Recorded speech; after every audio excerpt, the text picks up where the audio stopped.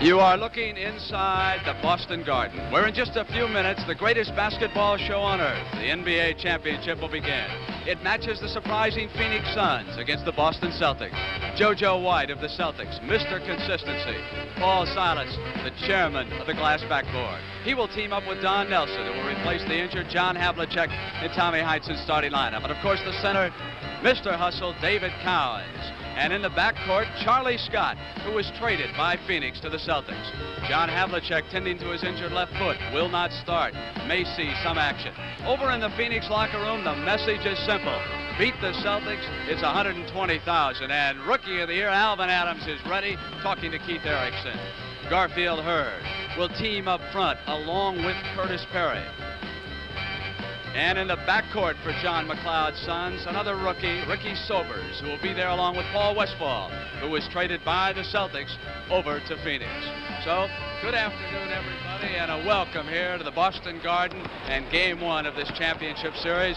So nice you could be with us this afternoon. I'm Brent Musburger, along with Mindy Rudolph and Sonny Hill, and it is a pleasure today to welcome not only a marvelous basketball player, but also a very close friend of mine to this broadcast, Rick Barry. And I got to ask you off the top, big guy, why are you sitting here in this nice new sport coat and not out there warming up? Well, it's with mixed emotions, but it's mainly because of the fact the Phoenix Suns outplayed us in our series, and they deserve to be here, and they deserve a tremendous amount of credit. I think they played excellent basketball, and we just didn't play up to our capabilities. Rick, let's take a look at some of the highlights of that 7th game, the loss to Phoenix. And you can call them highlights.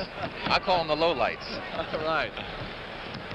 Well, here we see the first play with Phil Smith making an initial penetration, pitching it out to me for an open jump shot, something that we lacked a great deal of in the 3rd and 4th quarters of that game. Now, here we see the offensive board work. Here's a shot going up by Hurd. You see Perry coming up with the offensive rebound, shooting and missing, and another offensive rebound, that time by Adams. And this is one area of the game that we really suffered in the whole series, offensive boards. A great steal by Paul Westphal from Clifford Ray. Now watch this great dunk. He goes up and dunks it right over Phil Smith, who's a great leaper in himself. Here we see Jamal Wilkes trying to get a shot up, and Paul Westphal makes another good play, double teaming, stealing the ball. Excellent behind the back pass to Ricky Sobers, who had a fine series for a rookie in playoff competition. Now we'll see another play where it's mostly one-on-one by the Warriors. This is in the second half, and it's Charles Johnson hitting a jump shot this time, putting us ahead by 1 point. It was still a pretty close game. We're trailing by 4 at this point, and it's a little pick-and-roll play by myself and Clifford Ray. Unfortunately, he loses the handle on the ball.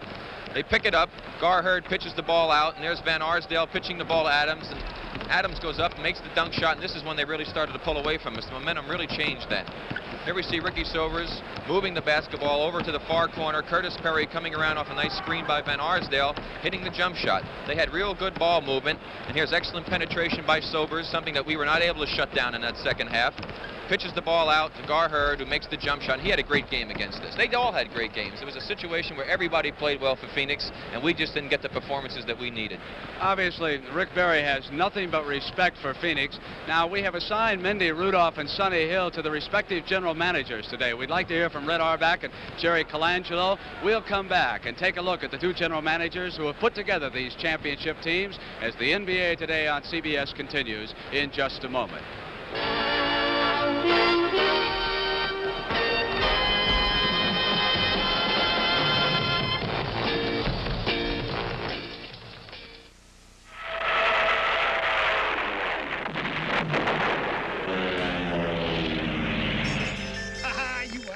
You are beautiful. Come on, pal, I'll buy you a beer. 2 Old Milwaukee. That's my beer. Win or lose, you can always count on the great taste of Old Milwaukee. It's named after the city that means beer. And it lives up to the Milwaukee tradition because Old Milwaukee beer tastes as great as its name. Let's talk about next week. Old Milwaukee beer tastes as great as its name. Now Radio Shack makes it easy to put two-way CB radio in your car, truck, or boat, because this one is only $129.95. The realistic Model 52 is ready to talk on all 23 Citizens Band channels to any other CB radio. Mobile, or desktop, or walkie-talkie. Just like you'd use a telephone, but without the monthly bills. Low-priced, realistic two-way radios only at Radio Shack. A Tandy company. It was just a year ago, May 23rd, that the Phoenix Suns and the Boston Celtics made that trade. Charlie Scott from Phoenix to Boston for Paul Westphal. Charlie, in 12 playoff games, has fouled out of 6 of them. However, against Cleveland in Game 6, he came away with a sensational play. It was late in the ball game, and the Cavaliers were closing in on the Celtics, trying to get right back in the ball game. Charlie Scott was able to sense it. He intercepted the pass. He drove down for the basket that put it away. Let's find out more about that trade. Let's go down to Sonny Hill, who is with Red Auerbach. Sonny? Red, the ball game is one where there has to be a psychological situation involved. The Phoenix basketball team fought very hard to get here. How do you, as a general manager, head up your organization, prepare your team for this upcoming series? Well, as far as we're concerned, it's a final of an NBA playoff. We don't care who's here or how they got here. You've got to be motivated sky high. You got to play with an intense intensity if you want to be rhetoric. But I will say this: we're ready for it. I think a lot depends on Havlicek, because we don't know how long he's going to last. We don't know how fast he's going to be, and we got to go not even game by game. I would say minute by minute, as far as John is concerned. And without him, it changes our game, because we go from a running ball game to less of a running ball game. From a team that might score 110 points, we've got to go down to about 95 points, and we've got to really bear down and be strong on our defense. You made a trade last year, which I talked about during the Washington Golden State series, Charlie Scott for Paul Westphal, which I happen to feel is a good trade for both ball clubs. How do you see that situation? Well, Sonny, I think you're right. I think it's helped both ball clubs. See, they're more of a deliberate type, and they play that possession ball. So they'll hit the man, and they'll make a little screen, and they'll come around. And Westphal is a very good one-on-one player with an outside shot. But we need a guy that can consistently go up and down the court, penetrate more, and hand off. Our guy, for what we need, is Charlie Scott. Now, I never took anything away from Westphal. I mean, I drafted him #1. Otherwise, I had to think he was great. And he has been great. He's had a fantastic year. But with Westphal in the backcourt, along with JoJo, you've got two of the same type ball players that can shoot from outside, but neither of them are real penetrating playmaker types. So I needed Charlie Scott for this ball club. And remember one thing, on top of all this, we lost to Don Chaney. Now, that didn't help us either. Okay, Red, thank you very much. Let's go down to Mindy Rudolph and Jerry Colangelo. Around the league, they call it the John and Jerry Show. Welcome to Boston, Jerry. Thank you very much, Mindy. It's a big thrill for all of us to be here, of course. Not many people expected us to make the playoffs, let alone the second round, and beat the world champion Golden State Warriors, so it's a real pleasure to be here. Jerry, for the first time since 1957, we're going to see a team in the finals with two rookies, and that'll be Alvin Adams and Ricky Sobers. Well, you know, we were very happy and very fortunate to have the kind of a draft we had last year, and it's a matter of circumstances. If a player gets into the right situation and gets the opportunity, like Alvin and Ricky did, they got the playing time and had the opportunity to develop. Now, we expect somehow to have the Boston guards pick up your guards real high. In talking to some of your players, Ricky Sobers especially, and Paul Westphal, they expect to be pressed as they bring the ball up court.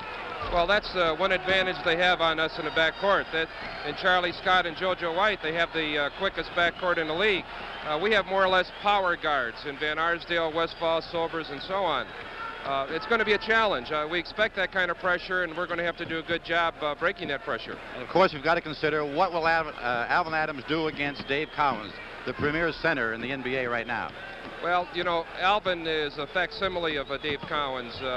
Dave Cowens was the first small center to really make it as big as he has. Alvin is somewhat that type of player, probably does not play with as much aggressiveness. But Alvin has risen to the occasion, Mindy, many times this year, and he can do just about anything, and I wouldn't be surprised. Okay, Chair, from all of us at CBS, the best of luck to you. Let's go back to Rick and Brent Musburger. Mindy, we just received word from Erie, Pennsylvania, and Tom Brookshire. Bizarro did not sustain any serious injury. I know a lot of you are watching that fight. Duran really took it to him. Now we're getting ready for Game 1, the championship series. Phoenix against Boston. During the regular season, the Celtics beat the Suns all 4 times that they played. Rick, what are some of the keys and some of the composite box scores we can talk about? Well, Mindy, of course, everybody, I mean, Brent, I call you Mindy. Everybody likes to look at the statistics, and we have some box scores up here as far as the averages during the playoffs for the different players.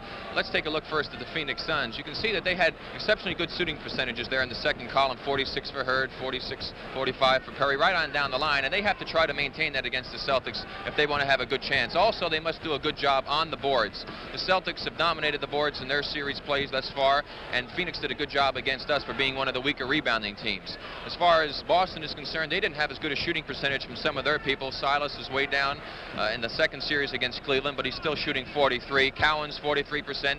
So the edge a little bit has to go there as far as shooters with Phoenix. But I think what it really boils down to, Brent, is how well Phoenix is going to be able to handle the pressure put on by the Celtics and whether they can execute their patterns. They're a well-disciplined team. If they can't execute their patterns, the Celtics have a tremendous advantage. Also, the play of Keith Erickson and Dick Van Arsdale is going to be vital to the Suns' success. All right, we're just about ready for the opening tap, and we'll be back with it as the NBA Today on CBS continues in just a moment.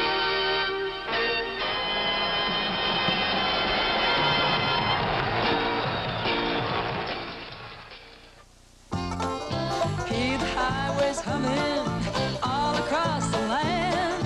It's the sound of America, from little cars to vans. And on the city streets, for driving the country roads, for making the way smooth and easy, America rides Monroe. Monroe. It's the #1 shock absorber in the world. You'll feel the difference. First in shocks, the name you know, America rides Monroe. Zebco's new 33XBL has the finest spin cast features in a conventional size reel. Convenient, sensitive thumb touch drag, stainless steel ball bearing smoothness, interchangeable right or left hand retrieve. Zebco's new 33XBL with all the features fishermen want most. Reels and rods, camping equipment, Ben Pearson Archery. From Zebco, the folks you fish with. The NBA Championship on CBS will continue after this word from your local station.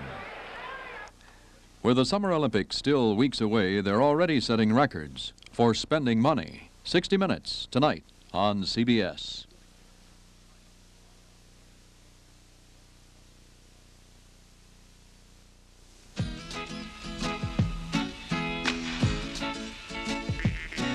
Give it all you got, take your very best shot, and may the best team win. The time is now, the name of the game is action. They're on the floor and they're ready to score, so let the game begin. And let's see how the ball's gonna bounce today. Welcome to NBA. Come on and join the rest of the crowd. There's a night classic about to come your way. You'll see the best in basketball when you watch the Today's NBA Championship game is sponsored by Datsun, America's #1 selling import for cars and trucks. Datsun saves. And by Light Beer, everything you always wanted in a beer and less.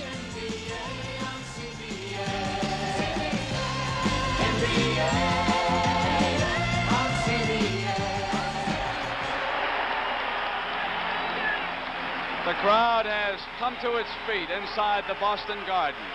The Celtics are being introduced for the 14th time. They are ready to start a championship series. 12 of the 13 previous times, the Boston Celtics have come away with a winner. Their fans expect nothing less. Tommy Heinsohn, the head coach, who has been bothered by an upset stomach and also an eye problem later this week, is as nervous as he always is and ready to get it on. As far as the matchups are concerned, Rick Barry, we have a couple of very interesting confrontations in this game. Obviously, all of us yesterday pointed out the battle of the boards and how critical that was going to be. Garfield Hurd will be assigned by John McLeod to take Paul Silas when the Celtics have the ball. We're going to have to watch and see if they're switching at the other end. Curtis Perry then is left with Don Nelson. Nelson replacing the injured John Havlicek. And then as Rick Barry and Mindy Rudolph and Sonny Hill have pointed out all week long, the battle of the centers. Cowens against Adams. Can the rookie take charge and handle himself against Dave Cowens.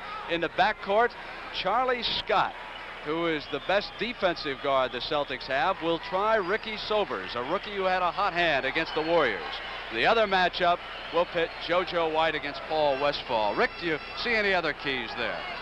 Well, actually, I think that the offensive boards is really going to be the key, Brent. In fact, we have a statistic that we're going to point out from time to time. How many times the team can score on offensive rebounds. I think that's going to be vital to the success of whatever team wins this ball game. And it should be a great matchup between Silas and Hurd, two tremendous offensive rebounders, and we'll try to get some isolation on them. Hi, Rick. Referee Daryl Garrettson, wearing number 10 on his back, will throw it up. He's working with Jake O'Donnell. You can't ask for better officials than we've got here this afternoon. And we are ready to start. Unbelievable that the Phoenix Suns are battling for a championship. During the regular season, they were only 2 games over 500. Whoever gets it will have the ball to start the 4th quarter.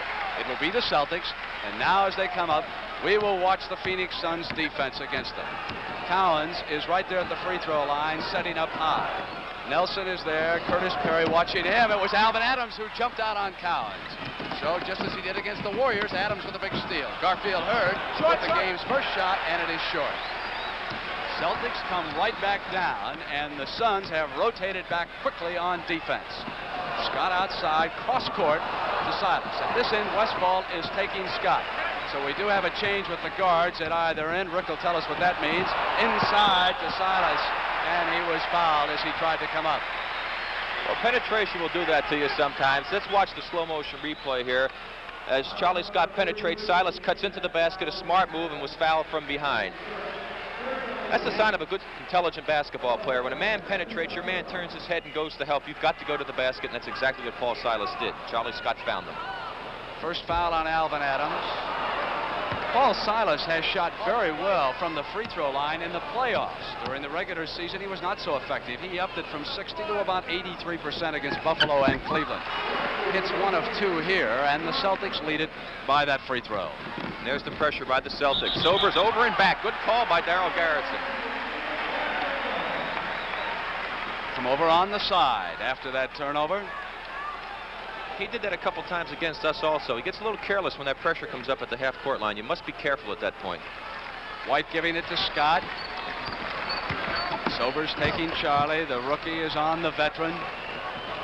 Nelson waiting to set the play. Scott. 3-0 Celtics with 10:59 to go in the first quarter. We are just underway. Game 1 of the NBA championship, and a backcourt foul on Charlie Scott, who in 12 playoff games has fouled out of 6. Well, I'm glad to see that. Daryl Garrettson is setting exactly what is going to take place in this game. He's establishing what type of aggressiveness is going to be allowed, and I think that if the Celtics are allowed to be overly aggressive, it really is a big factor for them. That is a big question that we should put up to Mendy Rudolph right now. Mendy, what about the officiating in that pressure defense the Celtics exert? No question about it, Brent. Officiating has played a very, very big part in this series. The Celtics have a history of coming out and playing with a lot of hands and a lot of bodies. And if they allow them to do that during the ball game, it puts the other team at a completely disadvantage. It will play a major part in this series. 3-2, Celtics over the Suns. Cowens down low. Adams watching him. Hurd was helping out. Scott again.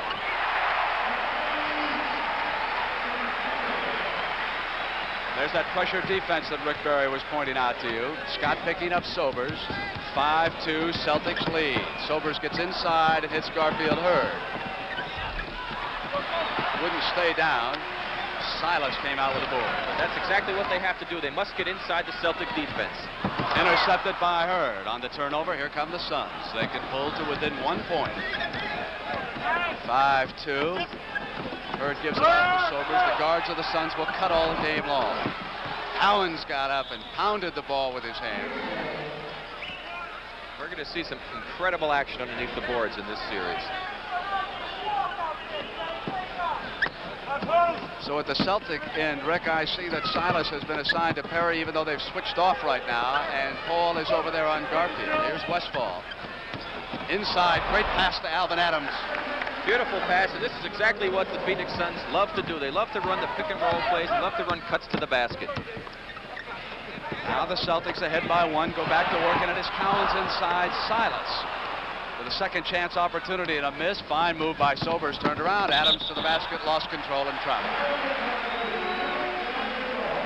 Watch this last play now. Here we see Westfall dribbling the ball. Excellent roll that time by the rookie Adams. Beautiful pass, easy 2 points. That's what the game's about. It makes it easy when you play like that. John McLeod yelling instructions to his amazing Phoenix Suns. White gets away from Westfall momentarily. Phoenix forces them back outside. 5-4 Celtics. Scott for his third field goal. Well, Charlie Scott has got the hot hand now, and he's doing things by himself out there. And they're going to have to move up on him and try to force him to put the ball on the floor. Sobers over on the right side. Garfield Hurd out far from the basket. Nelson pressuring him. 9:07 Hurd on the move. Gives it off to Curtis Perry. Collins up over everyone for the rebound. Celtics back quickly. JoJo White had it deflected and didn't get back on the ball. And here's Garfield Hurd. Didn't get any help that time. Here's Paul Westphal. Perry with a second chance has got it, and here's a chance for a three-point play. Those are the plays that really hurt. An offensive rebound. Curtis Perry had inside position. Watch Paul Westphal coming down. He shot the ball. Perry already has it, lays it back up. Fouled by Nelson on the play. Curtis Perry really works hard in the offensive boards. In fact, of his 60-some-odd rebounds during the course of the playoffs, 47 of them coming to the offensive boards. He really hurt us badly there, and once again, three-point play opportunity. We got a shot there, Rick, of John McLeod talking to Ricky Sobers. He works a great deal with his rookie guard. All tied at 7. 8 minutes and 40 seconds to go in the first quarter. Rick, I imagine this game is very important psychologically for the Suns. They have to prove to themselves they can play with the Celtics. As Don Nelson with a miss, rebound by Hurd. Not a very good shot by Don Nelson. That's a little bit out of Don's range. Certainly, if they feel if they can win the game, it's a fantastic advantage for them. But if they can just do a reasonably good job and stay close, it's got to also help them. Another great pick and roll play. That's Adams' strength, isn't it? That pass inside. Without question, he is a great passer for a big man, and this is what the Suns do so well. They continually run cuts to the basket, and if you are just a little bit late defensively, turning your head, Adams will get the ball to the man, and this time he got the ball to Perry. And that's 2 fouls on Charlie Scott, something we have to keep an eye on. On the team side, 3 fouls against the Celtics, 1 against the Suns. Here's the play again. Look at Adams. He sees the man move to the basket, very alert. Charlie Scott with the foul. Perry trying to break the tie, and he does. 8:20 left first quarter. 8-7, Suns over Celtics, Game 1 championship series. Game 2 Thursday night, live on CBS. JoJo White drove the baseline, and it was offense. JoJo had the lane, and he used his left arm a little bit to clear Westfall out of the way. And we've had a lot of offensive fouls called here in the East. Rick, what about your series? That was a stepping on this the was step on the out-of-bounds line, He right? was not forced out of bounds. He stepped on the outside line. He was not called for the foul. Were there a lot of offensive fouls in that series, Golden State Phoenix? Not an exceptional amount, no. There have been with the Celtics and the Cleveland Cavaliers. As Sobers goes inside to Hurd, maneuvering, turnaround, uses the glass very well. That is patented Phoenix play. Little pick down below, get the big man down there and drop it to him. And that's where Hurd and Perry are so tough. 3-point Phoenix lead and 7:45 to go in the first. White gets inside, back quickly to Scott. Will he make it 4? And it was Hurd inside. You can see the position the Suns had, rebounding. They know how critical that area is going to be. Here's Sobers slowing it down. Garfield Hurd is not there. It's 4-on-5. Perry had it knocked away, and Silas apparently fouled it. Silas a little over-aggressive from behind. The big fact right now, Brent, is that Phoenix is playing their tempo. The Celtics are not running and playing their style of play. And here comes John Havlicek. Tom Heinsohn must figure that he needs a little bit of a moral uplift. Get Havlicek in the game. This is earlier than they wanted to use John Havlicek. 10-7, Suns up by 3 in 7:20. Westfall 44 with the basketball. Celtics haven't scored in over 2 minutes. Turnaround is short. Now they've got a chance to pull within 1. Scott with the ball, not a good pass, right at Sobers. Here comes Garfield Hurd, keeping the ball in bounds, or did he travel? Yes, he did. Well, we saw a couple of bad plays there. First of all, Paul Westphal forced up a bad jump shot. Then Charlie Scott tried to throw a bounce pass through 2 people. And Gar Hurd, who made the steal, couldn't get the handle on it and carried it.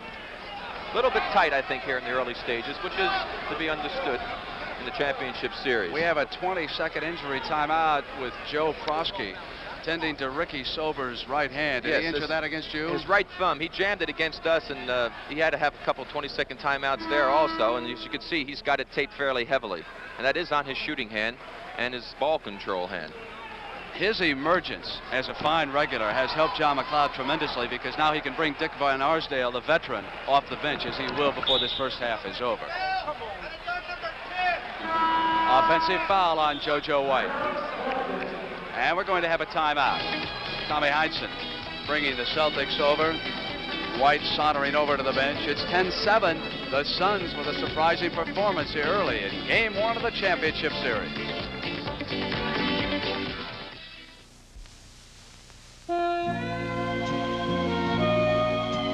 I started drinking light beer from Miller a couple of years ago. I started drinking it because I heard it was less filling. But you know something? I kept on drinking because it tastes so great. Now, I don't care what you guys like about it, as long as you like it. Hello, Mickey. Got a light? Sure, doll. What's a nice girl like you doing in a commercial like this? Light beer from Miller. Everything you always wanted in a beer, and less.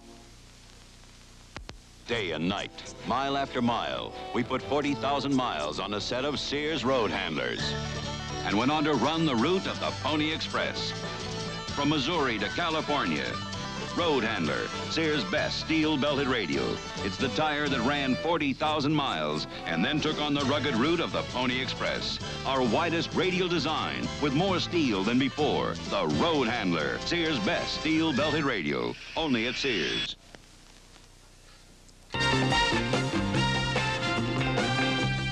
Next Saturday at 4:30, Sunday at 4, Jack Nicklaus heads a star-studded field when CBS Sports presents the $200,000 Memorial Tournament from Muirfield Village, Ohio.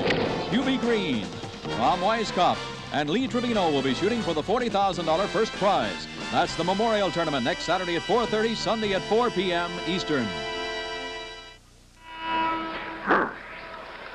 Mindy, Alvin Adams against Dave Cowens. How's that matchup look so far? Well, Adams is siding on Cowens as well as fronting him. He's a very mobile young center, and he can play Cowens that way, which has committed Boston into 6 turnovers so far. Also, an interesting stat as we go into the second half of this quarter, Brent, is that Boston has 14 fouls as opposed to Phoenix, which just has 1. So Boston is in foul trouble, and we can look for Phoenix to drive to the hoop. Right, the reason for that is that cutting to the basket, they're getting inside the Celtic defense, whereas the Celtics have only gotten inside one time. They're relying on the perimeter. All right, Rick and Mindy, let's see if they can go to work now inside and what Heinsohn's timeout will mean. Here's Garfield Hurd at the perimeter this time. Didn't matter. He was hot. They say he's not a good outside shooter, but he sure can fire in those 18-footers. They're going to have to get up on him and take that shot away. 21 points in Game 7 against Golden State. So here's Hondo Havlicek with possession. Cowens cuts inside, and Celtics did not work that play well. He is not moving well at all. Cowens gives it back to JoJo White. Garfield, Hurd, and Perry are there. Curtis with a pass to Westball quickly to Hurd, who got down. Is he hustling, Rick? Missed the shot, battle, second chance, turnaround. And David Cowens takes it off. And Curtis Perry is right there. Suns have come to play. Get ready for this championship series. Here's Westball, baseline left side. Just missing, but if they had opportunities, it's 12-7 and 5:59. White applying offensive pressure for the Celtics. JoJo has to take that shot. That's the one that he can make off the break on the left side. He just loves it from 15 feet. They've got to move the ball up to get those good opportunities. That's Celtic basketball. I reckon the Suns are ahead of the Celtics by just 3 in 5:42 left in the first quarter. Adams inside to Sobers. That's Phoenix Suns basketball, but the ball won't fall for him right now. JoJo with a great move. Got away from Hurd and Sobers. Scott with a pass to Silas, and the ball got away and out of bounds. Well, the Celtics are really a little bit tight handling that ball. That's 8 turnovers now for them. And they got a break there because there could have easily been a foul called on Charlie Scott in that last play under the basket. Darrell Gerritsen and Jake O'Donnell are the 2 officials. Alvin Adams looking to pass. He can do it. Turnaround. Not there. And the Suns can't put the ball in the hole right now. 12-9 and 5-10. Here's Hondo. Off to Charlie Scott, got inside, blocked by Garfield Hurd. Silas comes around, rolls the right-handed hook. Up in the air goes Perry. Cowens is there. Perry with control, and here is Sobers. Suns doing a great job on their defensive boards and not allowing Boston to get 2 or 3 opportunities at the basket. Reminder, next Saturday at 4:30 p.m. on CBS, the Jack Nicklaus Memorial Day Golf Tournament.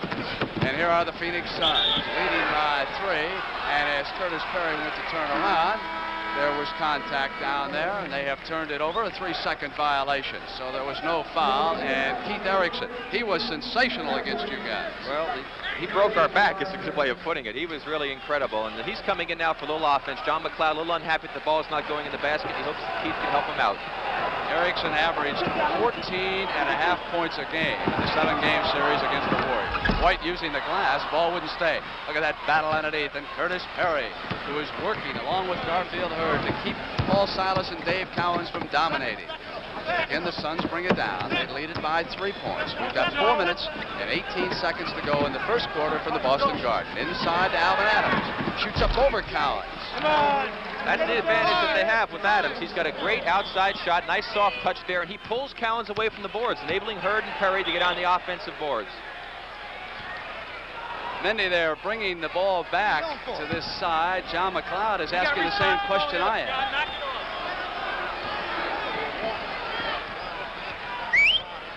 You, Curtis. 7, Alvin. 7. So they have warned them over there on the sideline. No technical. Havlicek. And it's 14-11. A 3-point lead.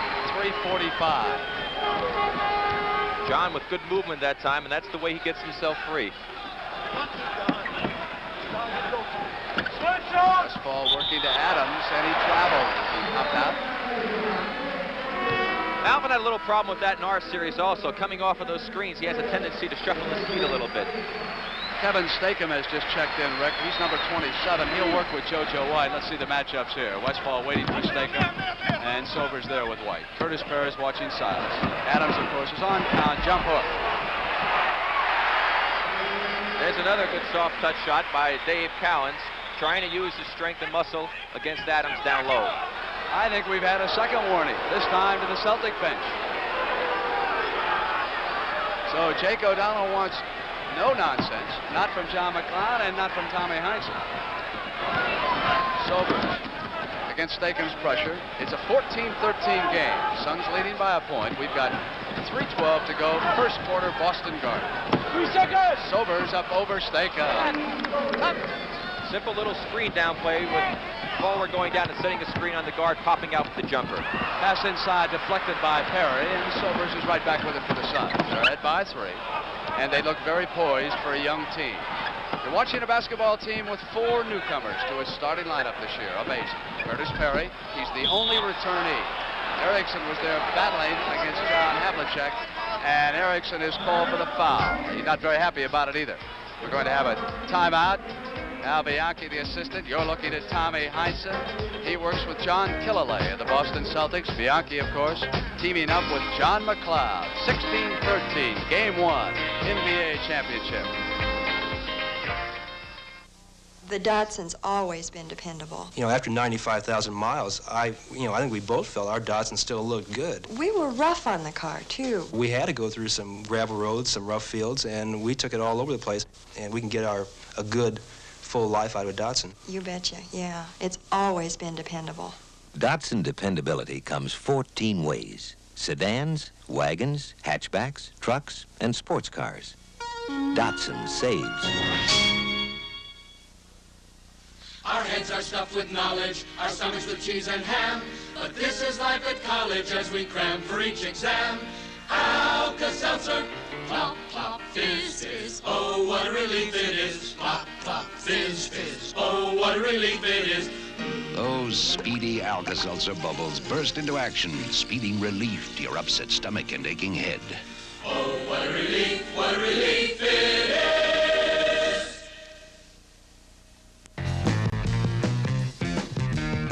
Thursday night at 9 and Sunday at 1:30, the fight for the NBA championship continues when the surprising Phoenix Suns, led by the NBA Rookie of the Year, Alvin Adams, take on Dave Cowens and the explosive Boston Celtics.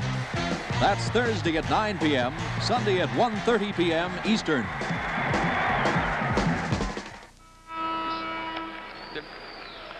Back in the Boston Garden. It's 16-13 with 2 minutes and 45 seconds to go in the first quarter. Game 2 will be right here in the Boston Garden, and all of the games will be carried on CBS. Rick, there's a statistic we're paying attention to. Yes, and it's a very important statistic. 3 of the 5 times that Phoenix has turned the ball over, the Celtics have capitalized on it, whereas Phoenix has only capitalized twice at 9 turnovers. And if the other team is going to make mistakes, you must make them pay for it. Kevin Stakem, who is giving Charlie Scott a rest, bringing it up for the Celtics. Silas and Havlicek are the forwards. Pass back to Silas, who cut off of Cowens. Erickson. That's the Westfall, and here come the Suns, trying to increase that lead to 5 points. 2:29 to go in the first quarter. Rick, the Suns might have been just a little bit tight the last 5 minutes. They missed some marvelous scoring opportunities. Westfall, here come the Celtics. Exactly. Paul Westfall is the one man who has not gotten the range yet, and if he does, the Celtics really have their hands full. Cowens. It's a 1-point lead by the Suns. Cowens putting the ball up from outside, as he will do. Perry waiting. There's a foul inside away from the ball. Kevin Stakem. Cowens picks it up. Was cutting through, and Dave Cowens picked up the foul of hitting him with the elbow, as Jake O'Donnell points out. But the big important fact right now is that Phoenix is working the ball and getting it inside for opportunities. Even though they've missed several easy opportunities, they're still getting inside that Celtic defense. The Celtics, conversely, have only scored 1 time on an inside play. Everything's come from the outside. All right, now this ball's in play. Here, take a look at Cowens on the play and see. There he is. And watch Sobers coming through. And there's the elbow. 18-15, a 3-point Sun lead. 1 minute and 55 seconds to play in the first quarter. Cowens, Havlicek cuts off, and Adams was there. And here's Sobers. He should be able to put it away. Oh, great anticipation that time by Alvin Adams. And the Celtics must be careful with their passing. They're very, very sloppy with the ball. They've committed as many turnovers in this first quarter as they do sometimes in the whole game. Hondo outside. He answers it right now, makes it 20-17. He only played a few minutes against Cleveland the other night, Rick, but he dominated the game down the stretch. He came in, and it was his basketball game. I just wonder what's going to happen when he has that halftime rest and see if he can get warmed up again. Ball is short, knocked away by Havlicek to Cowens. The crowd thought that Erickson had fouled Hondo. Now John is back on the attack after getting off the floor. Curtis Perry, who was muscling Silas away, yanks it down. Westfall to Adams. Erickson was cutting through, and they stepped out of bounds. Both teams just a little bit tight with their passing, but another important fact, Phoenix is dominating the defensive boards. Paul Silas has not been getting in, nor Dave Cowens on that offensive boards, and they're doing an excellent job of that, and that's causing a problem for the Celtic offense. Looks like good body position. Fantastic blocking off before they're going. They're not releasing, they're blocking off first. Rick, we've come down to the last 50 seconds of the first quarter.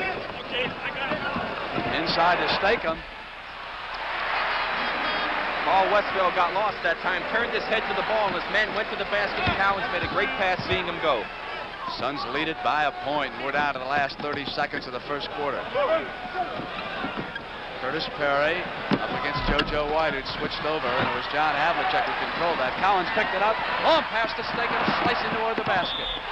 He's got it, and it is Kevin Stakem who has hit 2 quick field goals and a chance to add a free throw. Here's the play again. Dave Cowens with a fantastic lead pass over to Sobers, right to Stakem, who takes it in, makes a good move, and Sobers fouls him on the hand. And this is what Dave Cowens does so well, and what the Celtics are known for, that fast break opportunity on the long pass.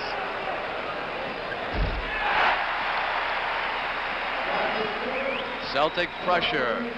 They have gone ahead 22-20 on the strength of 5 points poured in by second-year pro Kevin Stakem, who says he did not play well against the Cleveland Cavaliers and has come to prove something against Phoenix.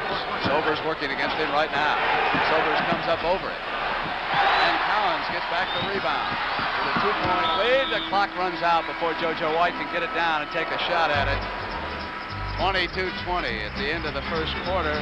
And I think you were right, Rick, when you pointed out that the Suns were just a little bit nervous. They led it by 3, and several times they had a chance to open it up, and they couldn't. And now Boston's gone ahead.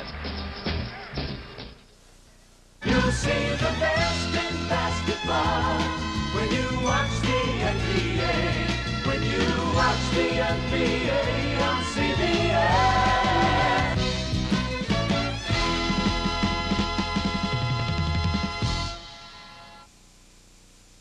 AMF made the weekend. One day, Monday came to AMF for help. Can you help me? I'm feeling very blue. What's the matter? Nobody likes me. Why not? Lousy, rotten day. Lousy, rotten I'm the first day of another work week. They're all grumpy and mad. I tell you what. Let's put 2 days of recreation in front of you. We'll call it a weekend. We'll make them bikes to ride, and boats to sail, and balls to bounce and bowl, to recreate, exhilarate, let their other half live. AMF. We make Ben Hogan golf equipment, Sunfish sailboats, Voight balls, Hatteras yachts. We make weekends. And since AMF has been making weekends, Monday's been a happier day. Thank you. Well, when we first started this business out, it's like any business. You don't make much money, if any. And by using the Dodsons, we didn't have to make a whole lot to not to be losing too much. I just bought this new 1976 Dodson here. I traded in a 1971 that had 230,000 miles on it. We find our Dodsons very dependable, just about as dependable as the sun coming up in the morning. Rick, there must be a couple of viewpoints as they break their huddles. What about the Boston Celtics? What could they be thinking about? Well, I think the Celtics have to figure that they didn't play their game of basketball. They basically played the Suns' game, and yet they're sitting there with a 2-point advantage, so that's got to make them feel good. But conversely, Phoenix could be sitting here saying, well, we got the Celtics to play our game, so we know we're capable of doing that, and we just didn't get any breaks on the shots. And if we start hitting a little bit better on our shots, that we've got a great chance to beat this ball club. So I don't think there's any great advantage for either team right now from a psychological standpoint. Exactly what you say, Rick. 7 of 23 for the Suns, 31%. Boston hit 10 of 20, 50. I'll tell you, if the ball would have fallen for the Suns, they could have opened up a 10 or a 12-point lead there midway through the first quarter. Easily. Now Sobers brings it up, and Kevin Stakem, who put Boston back on top, is still in the game. So is Keith Erickson, who came off John McLeod's bench, and Dick Van Arsdale is out there wearing that padding on his left wrist, which he broke earlier in the season. In his first NBA championship, Dick Van Arsdale. There is great defense by the Boston Celtics. That's what they can do so well, and they have to do that to force the Suns out of their pattern. If they can get that type of defensive play, the Suns are going to have a lot of problems. No excuse for not getting off a shot, is there, Rick? Well, there was great defense play. They had nothing to do. You They gotta still throw should them have got a bad one one, up. though, right? They still should have got one up. But they didn't know what the time was. Well, that could be the mistake of a young team, somebody not talking, someone else. Exactly. You should try to communicate on defense, but I'm surprised because they were in front of their own bench, and they should have gotten some help there. Scott David back to John Havlicek. 22-20, just underway in the second quarter for the Boston Garden. Game 2 Thursday night on CBS. Scott comes up, and it's a 4-point Celtic lead. Now we see the Celtics going to the inside against something they didn't do that well in the first half. It's been almost 3 minutes since the Suns have scored, Brent. Let's see what they come up with here. Adams the center, Erickson and Hurd are the forwards. Van Arsdale and Sobers. It's Erickson outside with a miss. Battle for the rebound, a second chance for the Suns. Alvin Adams control. And got back inside was Keith Erickson. A third chance, and it won't fall. And did you see Collins come out of there with a message? Yeah, he was a little bit upset that time, and he wanted to let him know that they better stop fooling around in there. Stakem rolling through the lane, battling, controls it again, and he comes up with a pass to Collins. And here's Steve Kaburski. Taken down by Alvin Adams. They're still doing a great job on the defensive boards, and that's the important thing. That was a lucky offensive rebound that time for the Celtics. Rick, the only player with 2 fouls so far is Charlie Scott. He has come back after resting. Erickson working against Havlicek. Hondo with a block. Erickson steps on the out-of-bounds line. 24-20. Celtics up by 4. Let's watch the play here. We'll see Erickson cut down the middle, get the bounce pass, go up for the shot. John Havlicek with great timing. He really jumped well that time off that foot. Of course, he used a little bit more power on the right one rather than his left one.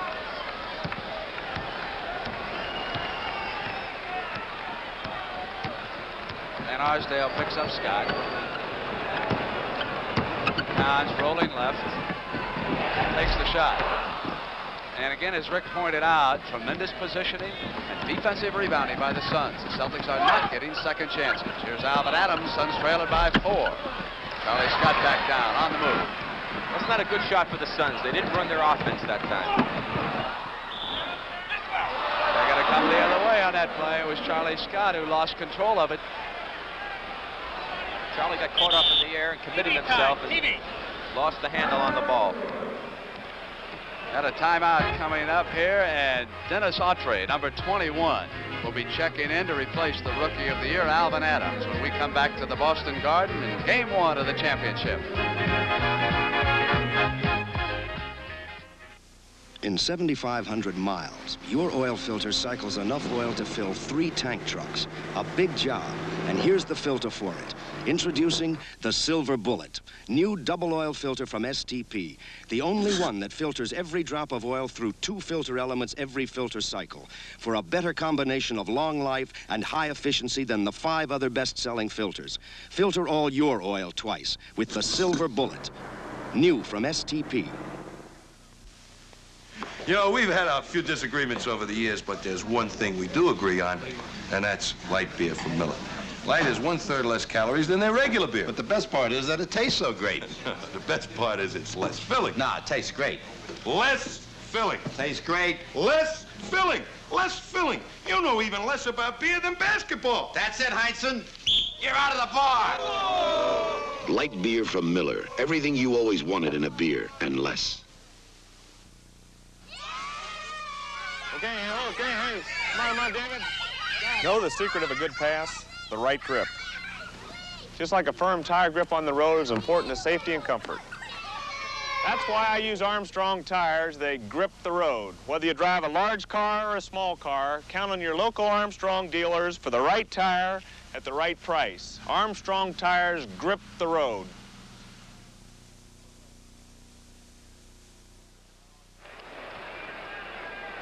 Mindy, I understand that you have just thrown Tommy Heinsohn out of that saloon for the 500th time. What do you got on some shooting percentages over there? We have no one really shooting well on either team, and I think that if either team would start hitting the basket with any consistency, they're going to open up a lead here. Somebody has got to start shooting and get a hot hand. Nobody has had it up till now. 9:35 to go in the first half, and it's 24-20. Over 4 minutes since the Suns have scored.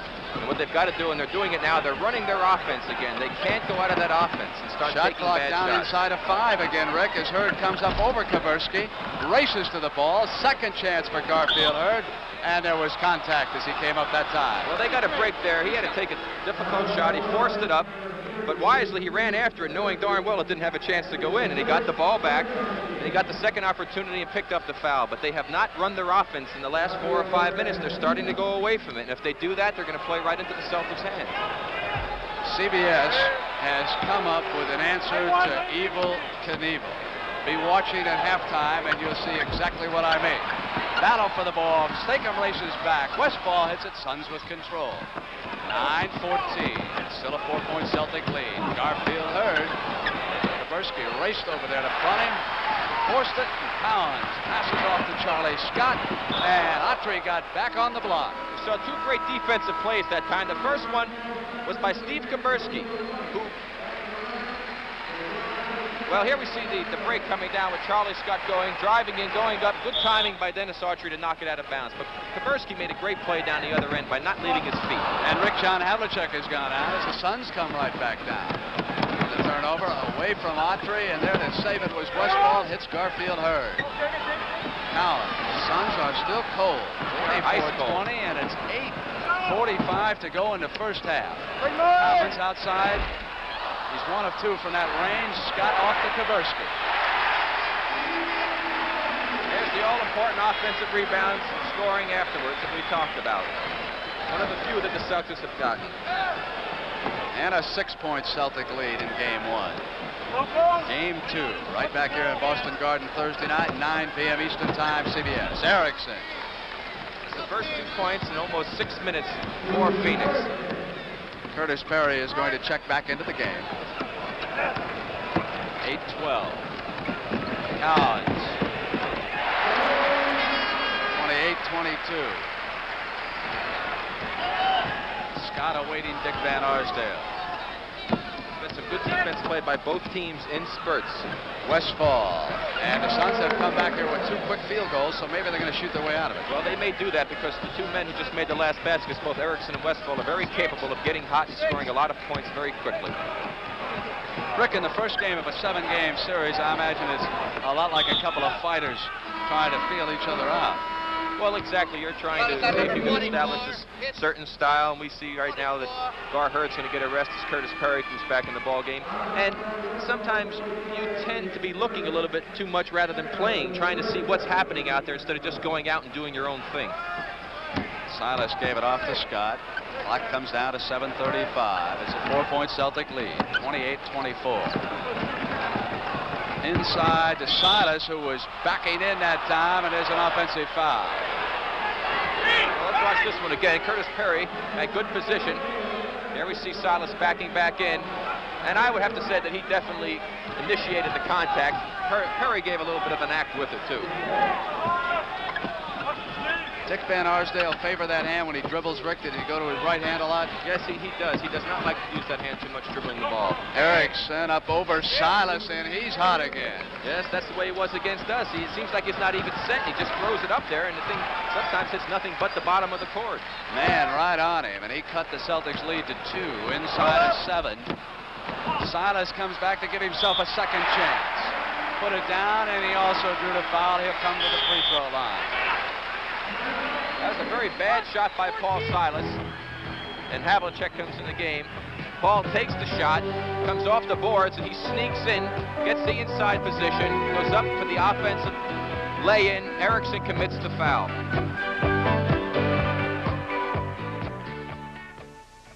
Unbelievable as it may sound, my first Datsun had 150,000 miles on it before I ever relined the brakes. The car is durable, reliable, dependable, and I do believe that with a little care and maybe love and affection, the car may run forever. Like all Datsuns, economical B210s make the savings last. Datsun saves. Xerox has a copier that can make regular size 8.5 by 11-inch copies. It can also make medium size 11 by 14-inch copies. It's portable, has a document feeder. But the best part of all is that it makes giant size 14 by 18-inch copies. The Xerox 3100 large document copier.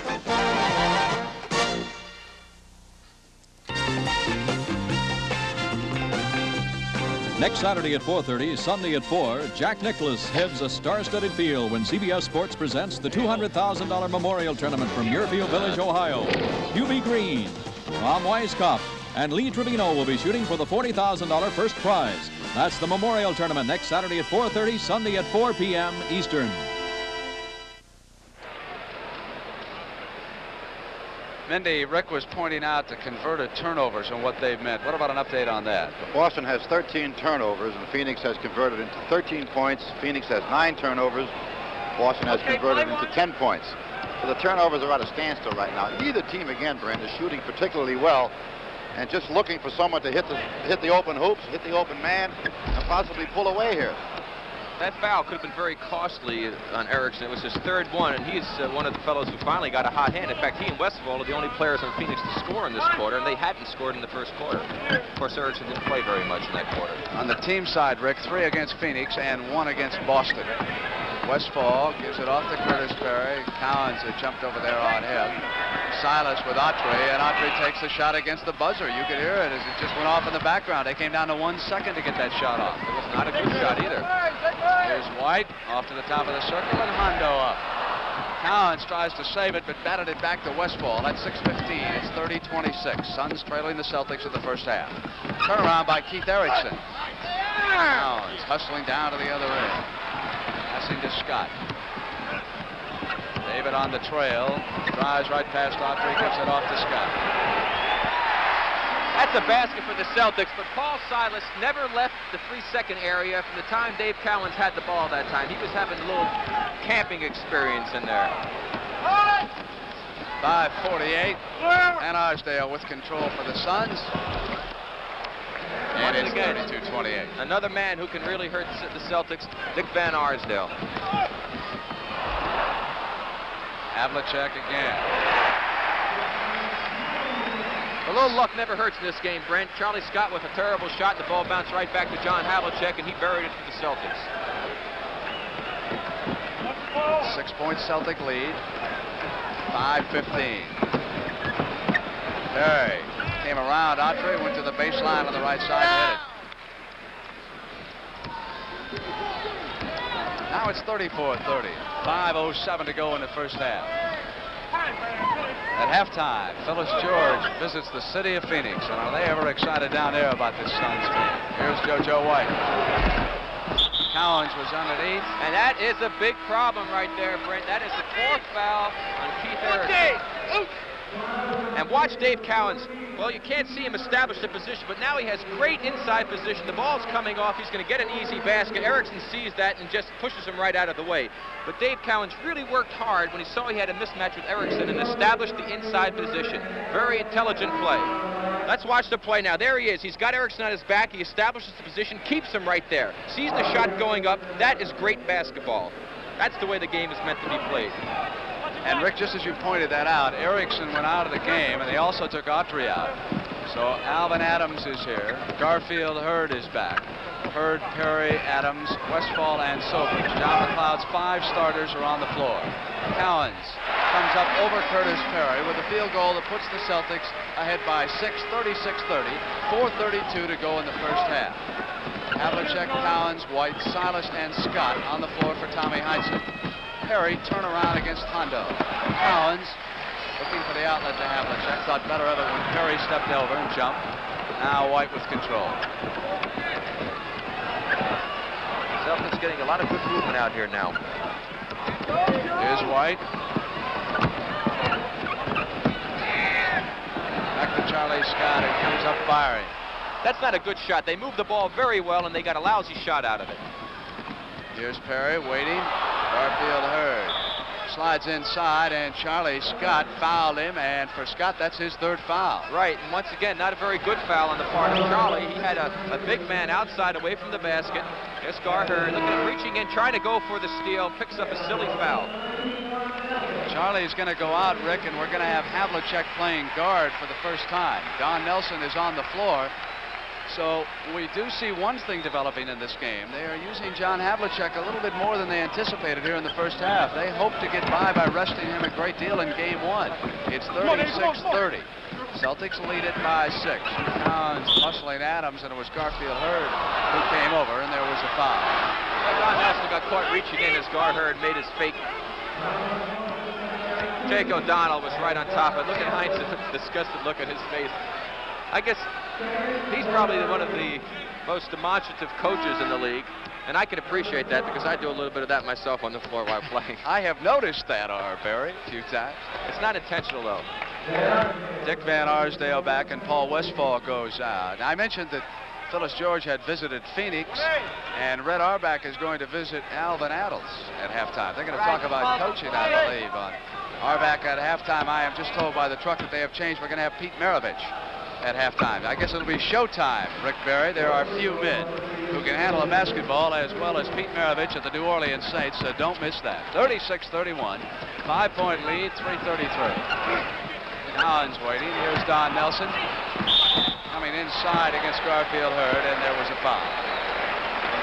They have pretty good defense being played right there, and Don Nelson was not going to be taking what you would call a high percentage shot, and he was bailed out that time on the foul by Hurd.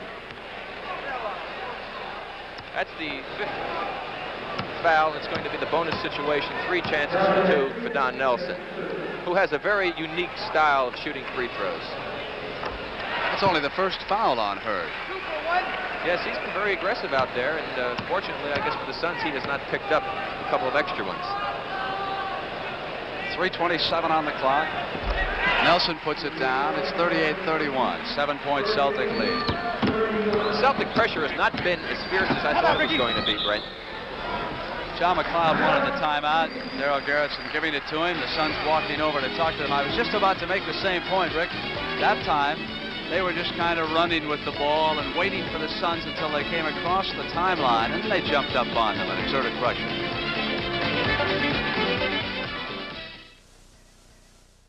Polaroid introduces Pronto, a little camera for SX70 pictures for only $66. Whoever thought there'd be an inexpensive camera? Pronto for SX70 pictures, a picture in minutes. Just watch it emerge. At $66, give in to the urge. Pronto, a surprising little camera for SX70 pictures. Pronto! Pronto from Polaroid.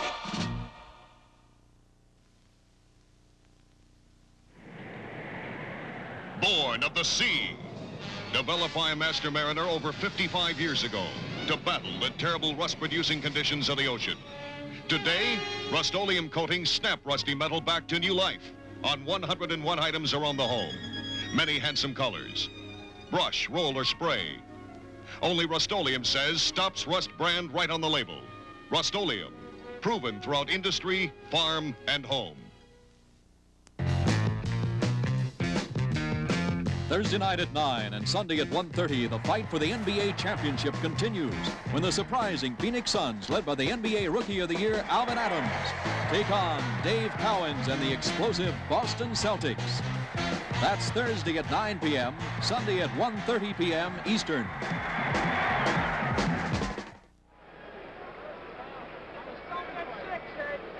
Mendy, I can't believe that with 3:21 to go in the first half, we've got a 38-31 score. This is way below both teams' average, Brent, because against each other in the 4 games they played this year, Boston averaged 114 points and Phoenix averaged 104. We are way below par, and of course that is because of the tenacious defense and the poor shooting on both clubs right now. If Phoenix doesn't come back and score a field goal pretty quick and put 1 or 2 together, they may blow themselves out of this game right here in this quarter. 7-point Celtic lead. Cowens was there pressuring Alvin Adams. Here's Sobers. Shot clock comes down towards 5. Hope they didn't think they had all that time left. Adams taken down by Garherd. Fresh 24 and a second chance. Van Arsdale from the corner put it down. I think they better start going to Dick a little bit more. He's taken 2 shots, had good form. He's had nothing but net on both of them, and they got to try to use him a little bit more. At this end, Rick, Van Arsdale is taking Havlicek. Cowens comes around. Nelson off the weave, gives it off to JoJo White. Here's that ball movement, looking for the shot again, but no. Before the shot, 3-second violation, turnover. Paul Silas got caught that time staying underneath the basket. That's one of the reasons he's such a great offensive rebounder. He's always hanging around that hoop, and as I say, this time he was protected under there. You mean to tell me that he sometimes breaks that rule? A lot of times. Here's Alvin Adams up against Cowens with a miss. JoJo White was on the other side. Very bad shot by Adams. He's forcing a little bit right now. He's got to move the ball, take his time, wait for the opportunity. Hondo. You see that screen that time by Dave Cowens? He just lifted Dick Van Arsdale right off the ground, gave Hondo the opportunity to sink the jumper. And a 7-point lead as a result of it. With 2 minutes and 5 seconds to go in the first half, Adams can't score. That's a better shot for him there. He got free of Cowens, had an opportunity to turn and take his time shooting the ball. There he jumps off his man, picks up Havlicek. Move to Silas. Loose ball foul. Don Nelson just shoved Dick Van Arsdale right out from underneath the basket. Jake O'Donnell was right on top of the play and picked it up. There's John McLeod giving out some instructions and calling an offensive pattern for his team. 3rd foul on Nelson. On the team side so far, Rick, there have been only 4 against the Celtics in the second quarter. Adams from the corners put down 2 in a row. Yes, John McLeod saw that Adams had good rhythm on his last shot and called a play which pops the center out on a good screen down by the forward. So Adams has pulled the Suns to within 3, and Tommy Heinsohn immediately tells Steve Kaversky to go into the game, and we've got another foul. Adams again with good anticipation, and this time he was called for going over the shoulder of Dave Cowens, going for the steal that time. He does that a lot, but he has to be careful because if you can anticipate his attempting to do that, you can really burn him bad and get an easy basket. That, of course, is the bonus situation, so Dave will go to the free throw line. All right, gentlemen, listen. penalty for two. Jakes, he didn't get him to wipe. Cowens did not shoot well against the Cleveland Cavaliers, Rick, and of course a lot of credit has to go to Nate Thurmond, who played magnificently as the Cavaliers bowed out in 6 games. And Cowens says he just didn't have his rhythm going either. Well, Nate has always been a great defensive player, and of course a taller man on a man who is a good outside shooter, if he's up on him, does create some problems. It's 42-37, 126 to go in the first half. Game 1 of the championship series.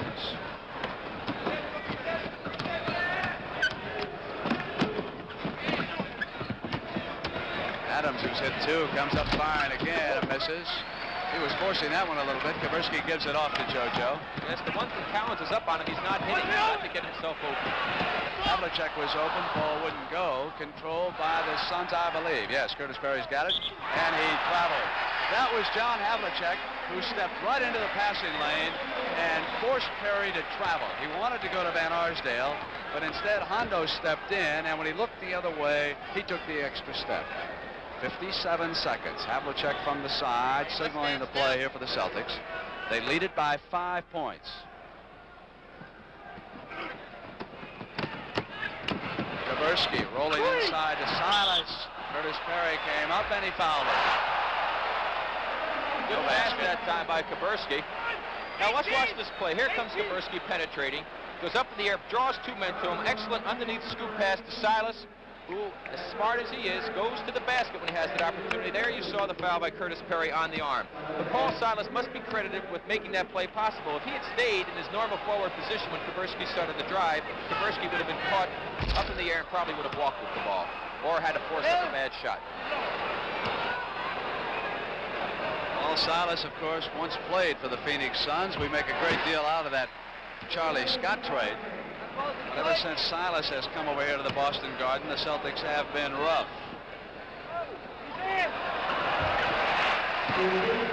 44-37 and 49 seconds left in the first half. They almost didn't get that ball in on time. Of course, you only have 5 seconds to do that.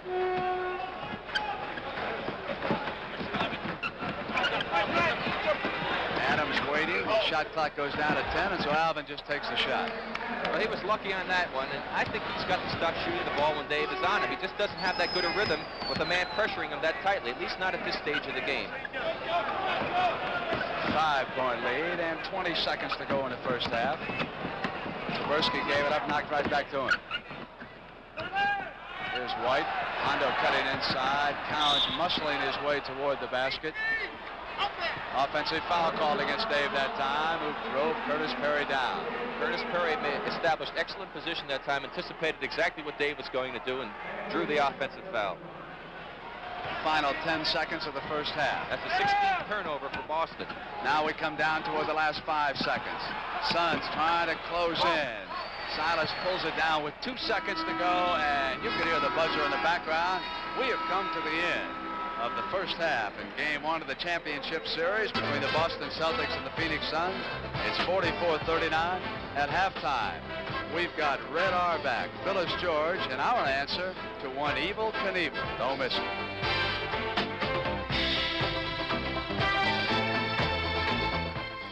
Today's NBA championship game is sponsored by Datsun, America's #1 selling import for cars and trucks. Datsun saves. And by Johnny Miller Menswear, a new and smart way to say style, only at Sears. You'll see the best in basketball when you watch the NBA. When you watch the NBA on CBS.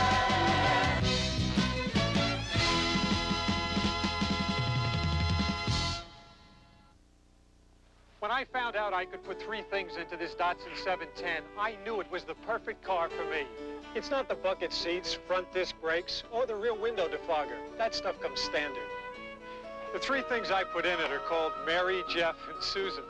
And because of them, I know this Datsun 710 is my kind of car. A family car. Datsun saves. Test drive a 710 sedan, hardtop, or wagon with your family this week. Breaker 19, this is Leadfoot, heading on to 101 at Beecham Road. How's the traffic? Come on. This is Cannon, Leadfoot. Traffic jam's behind us. Bring it on, good buddy.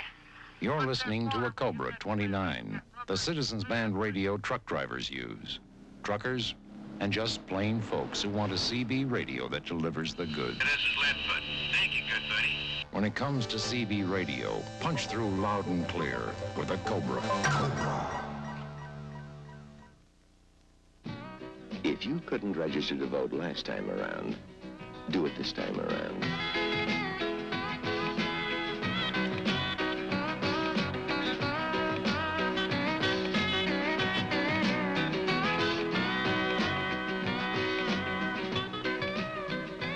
If you couldn't register to vote last time around, do it this time around. Brought to you by the National Basketball Association as a public service. Red Auerbach on Round Ball.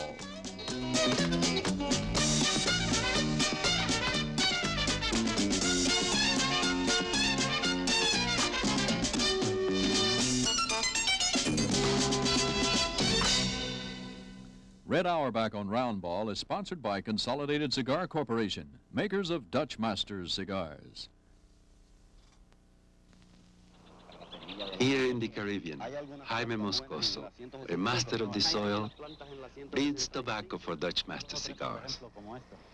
Today he must select the best plants so the flowers can be bagged to protect the purity of their seed.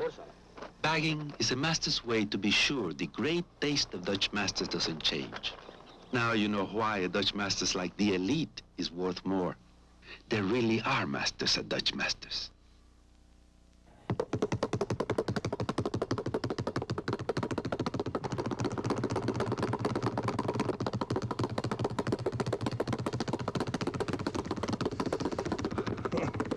You're looking at Pistol Pete Maravich, in my opinion, the greatest playmaker playing today. A great passer, great shooter, but a lot of people don't know this. He is wonderful in all these dexterity drills. Now, Pete, when did you start all this? It comes out of a system I started around 6 or 7 years of age, what we call homework basketball, and it takes in reaction drills, quickness drills to improve your quickness, your coordination, your confidence, and your overall ability to handle a basketball. Well, actually, don't you get the feeling that when you're doing these things, the ball becomes sort of an extension of your hand? Exactly. That's exactly how I felt when I was growing up. I dribbled so much, so many different ways, learning new types of drills to dribble with one ball, with two balls, and so forth, that I never really had to look at the basketball when I dribbled it, which improved my game from a great standpoint. See, there are a lot of coaches that advocate this, but they don't do it with any application to the game itself. Now, you'd be amazed at some of the things that Pete will demonstrate to you. Pete, how about showing us a few of them? Okay, number one, I did this for quickness, just to improve my quickness, what I call a ricochet drill. You stand with your feet apart and you just throw the ball down, back and forth like this. This is really just for coordination purposes. And then once you get into what I call the bullet ricochet, where you try to throw the ball very hard.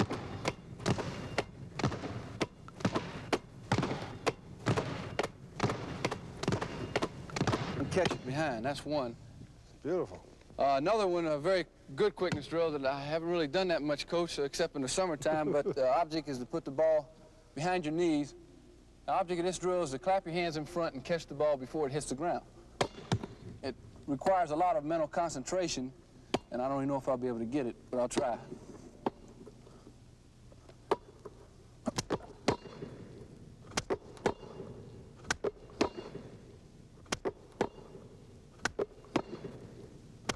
Well, he tried pretty good, didn't he?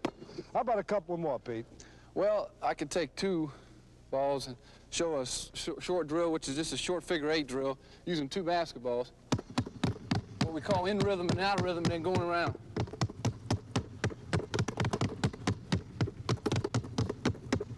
This really increases your ability to handle a basketball. Now, when you see a loose ball, and that ball is a couple inches from the ground, don't you feel real superior to the next guy, knowing that you could start a dribble from that low position? Exactly. One of the best moves I have, particularly as an individual, is putting the ball out in front of somebody, and as they go for it, do what I call stutter dribble, back over like that. Try that again. If I'm guarding you. You got your hand there.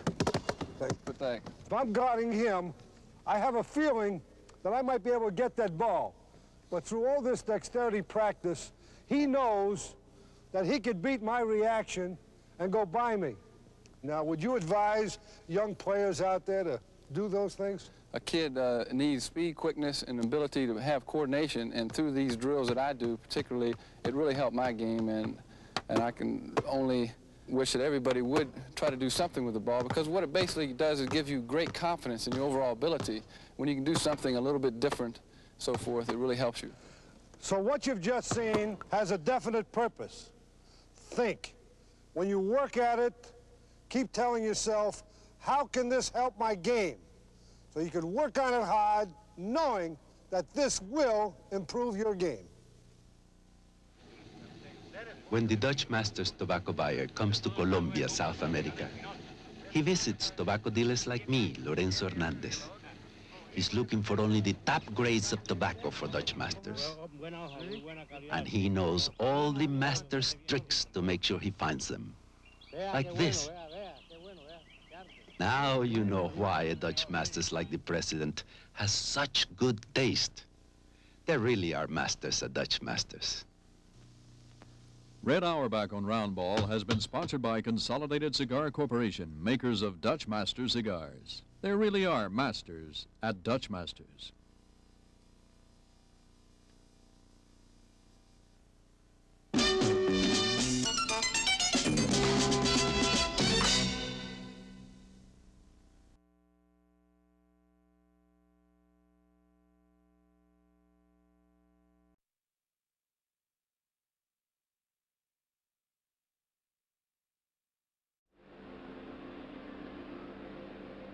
Back in the Boston Garden at halftime. And of course, here in the city of Boston, they expect championships. But how about down in Phoenix? They have never played for a title. And is that city excited as Phyllis George went and found out? This was the scene 1 week ago when 5,000 fans packed the Phoenix airport to welcome home the team they call the Cinderella Suns. And Phoenix has carried that spirit right through the week as the Suns prepared for their first NBA championship game in their team's history. Season ticket holders were able to purchase tickets for the Boston series earlier this week, but it wasn't very easy. The line snaked all around the Suns office, with some people waiting 7.5 hours before they finally reached the ticket window. How many will you need? If the toughest thing in town is to get a ticket for the Boston series, the second toughest project is to get a call through to the Suns office.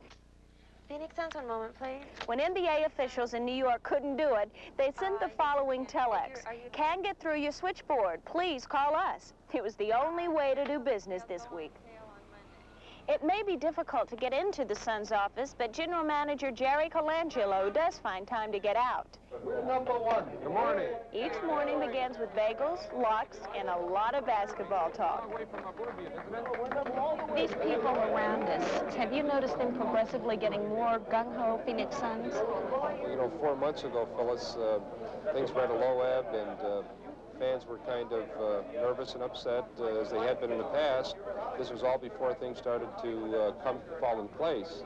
As things did work out, and we concluded with making the playoffs and now playing for the World's Championship, you might say that we went from the outhouse to the penthouse in a very short period of time.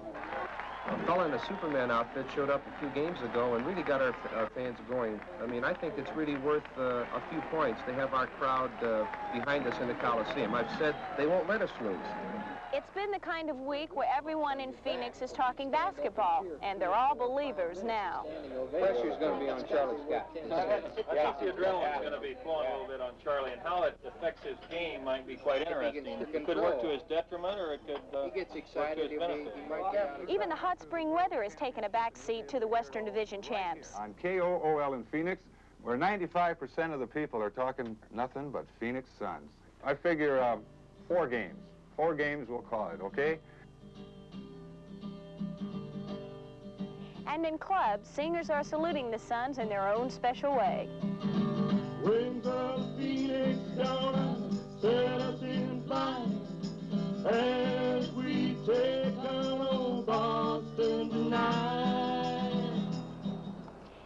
Phoenix was named after the mythical bird who rose to life again out of its own ashes. And for the past 4 months, the Phoenix Suns have accomplished that same sort of rebirth, rising from its ashes to what folks here truly believe will be the Suns' first NBA championship.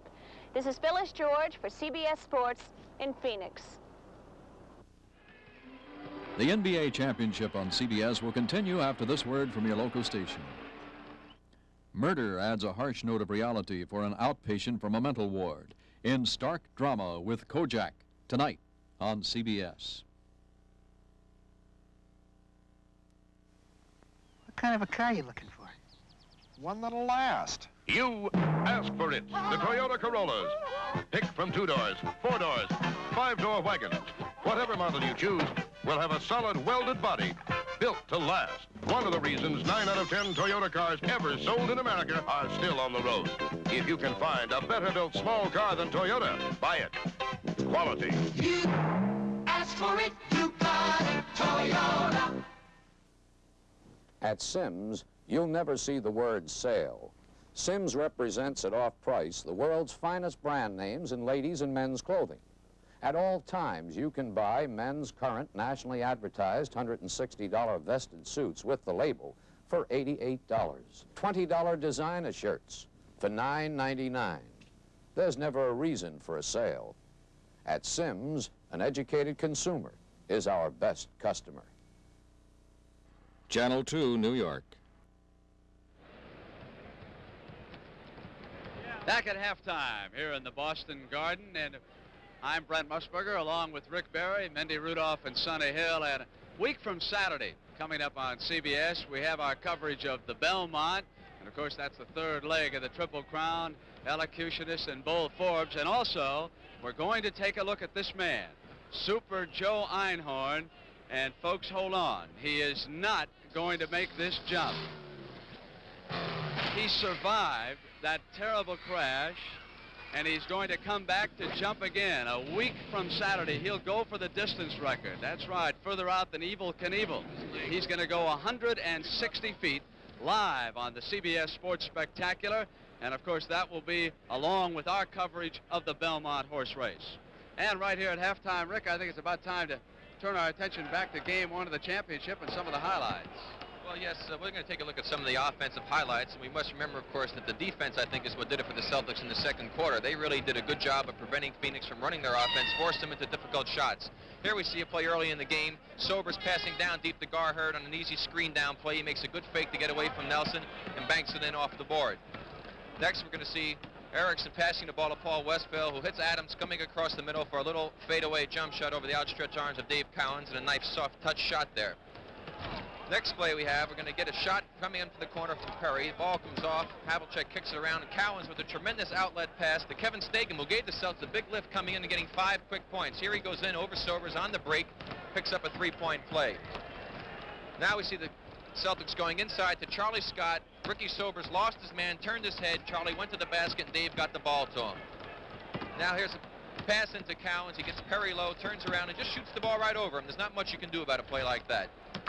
Here on the play, moving away from the ball, John Havlicek comes off a screen. Look at that screen by Dave Cowens. He just lifts Van Arsdale off the ground, and Hondo has an easy jump shot coming up. And the only way to defend that, Brent, would be for Alvin Adams to step out and play the passing lane, picking up John Havlicek and making a switching play. If they did that, they could shut that play down. You think then it is the Celtic defense and not necessarily the poor shooting by the Suns that has been the difference? Well, I think it's a combination of two. Certainly the Suns had a very poor shooting first half, but I do think that in the middle of the second quarter, the Celtic defense certainly improved and really helped out as far as the Celtics were concerned. Rick, right now, let's go to Sonny Hill, who's standing by with Celtic coach Tommy Heinsohn. Sonny? Talking with Tommy here, and Tommy, 2 things right off the top. Turnovers. What did you tell your ball club about the turnovers? Well, you know, this team, Phoenix, plays a zone type of defense, zone principles. They try and cut off the passing lanes, and we're trying to force the play, and I think we caught on to it late in the second quarter. So I think we've handled that pretty well. The heartbeat of the Boston Celtics is John Havlicek. He came off the bench and really gave you a lift, sort of made you run a little bit. Well, that's what we're trying to do, is run, and we quite don't have a ball player like Havlicek. All our other forwards, with the exception of McDonald, are bigger forwards and slower, and Havlicek, even with a bum foot, is still getting down the floor fast enough to put pressure on on their defense, and we're scoring off of it. If we had a healthy John Havlicek zipping up that floor, I'd really like to see what would happen. Healthy. He's pretty good. Let's go down to Mindy Rudolph and John McLeod. John, I thought your team had some good shooting opportunities that first half, and also in some cases your team was standing around and not moving without the ball. Mindy, this is what we did in the Golden State series for some of the games that we played. As we said earlier, we've had great shot opportunities. We've had the ball inside, and the Boston defense is dropping, but we're not getting the ball outside to the top of the keyhole and then around to the weak side. We've had good shots. I think we've taken some off-balance shots that we don't like to take, but they've shot 45%, we've shot 35, and we're down by 5, so we're not really in bad shape. We're not as sharp as we'd like to be, and I'm sure Boston probably feels the same way. But I think in the second half, if we move and don't dribble and pass the basketball, that we'll get better shots. Consequently, we should shoot for a better average. I think you're lucky to be down by 5 myself. Mindy, I think we're in a situation, we've had tremendous shots. We had a 2-on-1 break early. Garfield misses an easy shot. We've had some good steals. I think we're doing a pretty good job on the defensive boards. We haven't given them very many offensive rebounds. And like I say, I think it's a matter of being more precise in our movement and passing the ball and not trying to dribble or do it one-on-one. Okay, John. We'll look for it all in the second half. Back to Brent. All right, Mindy, thank you very much. To follow up on what John McLeod was telling everyone, Paul Westphal was held to 2 points in the first half. He shot only 1 of 5. His shooting percentage, 53, is the best among Phoenix players in the playoffs. So, Rick, if we're looking for any player to come back in the second half, it'll be Westphal. You fly a lot closer to the crops than to the clouds. But when those last acres are dusted, you know it's Miller time. Time to head for the best tasting beer you can find. It's time to relax. America's quality beer, Miller High Life. Miller stands clear, beer after beer. If you've got the time, we've got the beer. Miller beer. Can a Ford Granada match the smoothness of a $12,000 car? A series of test comparisons were made at various speeds and surface conditions between a Cadillac Seville, a Mercedes-Benz 280, and a Ford Granada. Here, over irregularly spaced boards, a vibration recorder took readings. In all tests, the Ford Granada consistently ranked first or second. Granada's base sticker price, under $4,000, excluding taxes, title, and destination charges. See your local Ford dealer. Get that rhythm. Get that rhythm. Get ready. Shoot the ball. That's my man. Okay, Gabe, you get that rhythm down, Dave. Get that rhythm down. Get ready to shoot that ball. Elvin Hayes and the NBA are volunteers for Special Olympics. That's my man. You can help a special athlete, too. Write Special Olympics, Washington, D.C. The preceding announcement was brought to you as a public service on behalf of the National Basketball Association. Third quarter underway. NBA championship. Phoenix with the ball, and Rick, we got some pressure right now from the Celtics. Yes, but once again, it's still not as severe as I had anticipated. Terry gives it to Alvin Adams, who takes the first shot, cans it, he'll come to the free throw line. Yes, Ricky Sober set a great screen on Dave Cowens, and Cowens didn't appreciate it. And let's take a look at it right here. Gonna look at Cowens. There's Cowens. Look at the screen by Sobers. He doesn't like that. Watch this play right. He just takes it. Says, hey, listen, get out of my way, little fella. You're not supposed to do that. He was coming like a football player on him. One interesting statistic, Brent, is the fact that neither team scored on a fast break opportunity in the second quarter, and that is not Celtic basketball. Not at its best. Now it's a 2-point Celtic lead, 44-42. Third quarter just underway. Silas opened momentarily, took the pass, and it was fouled as he came up. Garfield Hurd was right there. I believe that's his second on Hurd. Didn't he have just one in the first half? Let me check that. Yes, that's exactly right. That's his second foul. And John Havlicek just made what had to be a perfect pass. Gar Hurd made a great defensive play by dropping off of John, clogging up the middle to prevent an opportunity inside, and John saw that Silas was open and made a perfect pass to him underneath the basket. Down at Phoenix, Paul Silas weighed 143. He is about 25 pounds lighter here with the Boston Celtics. Has helped him tremendously, that loss in weight.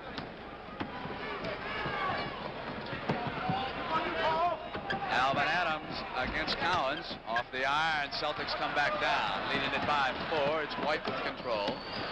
Cowens moves the ball to Havlicek, and Hondo left all alone to his own design. That's what the game's all about. Move the basketball. It's a lot easier to move the ball than it is your body or putting it on the floor. And they got it to the open man, and John has been responding quite well in this game. Here's Perry inside of Charlie Scott. Now he's alone. Couldn't put it down. Hondo battling for the rebound. Celtics with control. Try to come back quickly. White is open on the right side. Garfield Hurd cut off the passing lane. 6-point Celtic lead. Woo! Here's White. Garfield Hurd jumps out on him. Sobers with Scott. Cowens left alone outside. Sinks it. Now it is 50-42. And John McLeod immediately wants a timeout. You can see that Tommy Heinsohn was extremely pleased, Rick, with how things were going. Yes, that's exactly the way the Celtics like to play. Get the ball up the floor quickly, move it around, set screens, get a man open, get him the ball, and hopefully put it in the basket.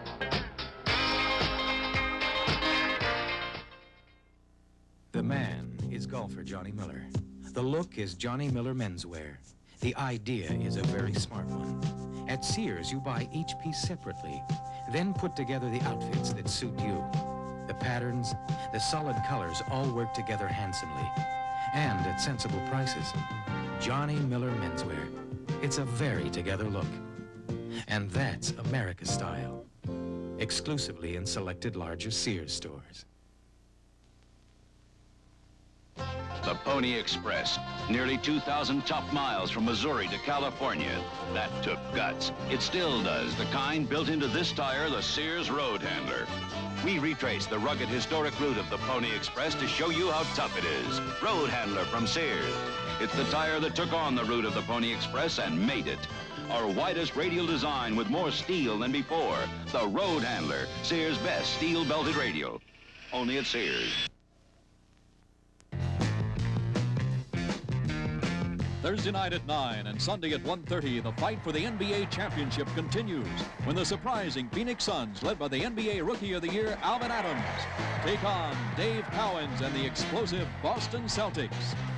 That's Thursday at 9 p.m., Sunday at 1:30 p.m. Eastern.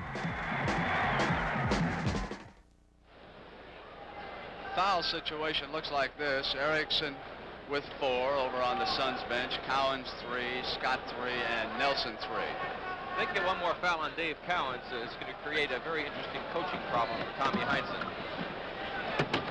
Well, here come the Suns, and it is Alvin Adams. Puts the ball on the floor and brings it right across. Takes the pass back, waits for the guards to cut. Westphal gets inside, forces up the left-handed hook. Ball knocked out of bounds by the Celtics. That's great hustle by Dave Cowens. He was guarding the man driving Paul Westphal, recovered and came back to almost get the rebound. No. 50-42. Celtics lead it. Rick, we got to see if Westphal can get open and hit some hoops for him, because he was certainly one of their main men against you and earlier against Seattle in the playoffs. Without any question, he's not been a factor offensively there this afternoon. Shot clock is down. Celtic defense pressuring him with 5 seconds on that shot clock. Garfield Hurd can't. Havlicek was open at the other end, and they didn't pick him up in time. He swung free before Garfield took the shot. It's 50-44. 9:45 to go in the third. 3 seconds.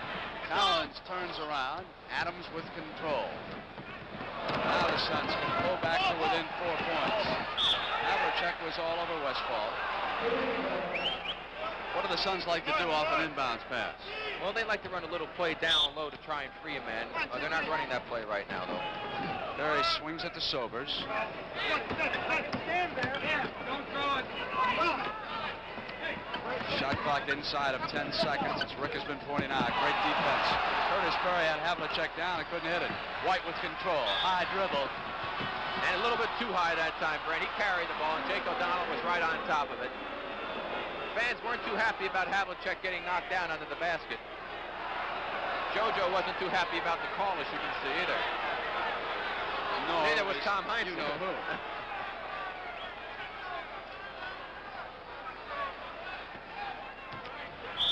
Cowens slopped out, and that's it on Alvin Adams.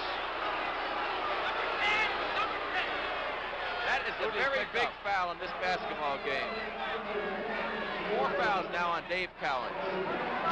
So he slapped Adams, and they pick it up right now. With 9-11, Rick, he's got the 4. Here's Perry back out to Westfall. There's the good movement John McLeod wanted. They got the ball back to the open man, but Paul still pulled from outside. Havlicek. John Havlicek coming off a double screen down low. Gar Hurd made good anticipation, almost intercepted the pass. 8 minutes and 40 seconds to play in the third quarter. It's 52-44. Scott with control, and Ricky Sobers came back up and fouled it. That is going to be a backcourt foul on Ricky Sobers. Let's watch the shot coming up here. Once again, Alvin Adams not taking a lot of time, a little bit far out for him. Rebound by Scott. Sobers over his back, according to Darryl Garretson. It wasn't what you would call a really obvious foul.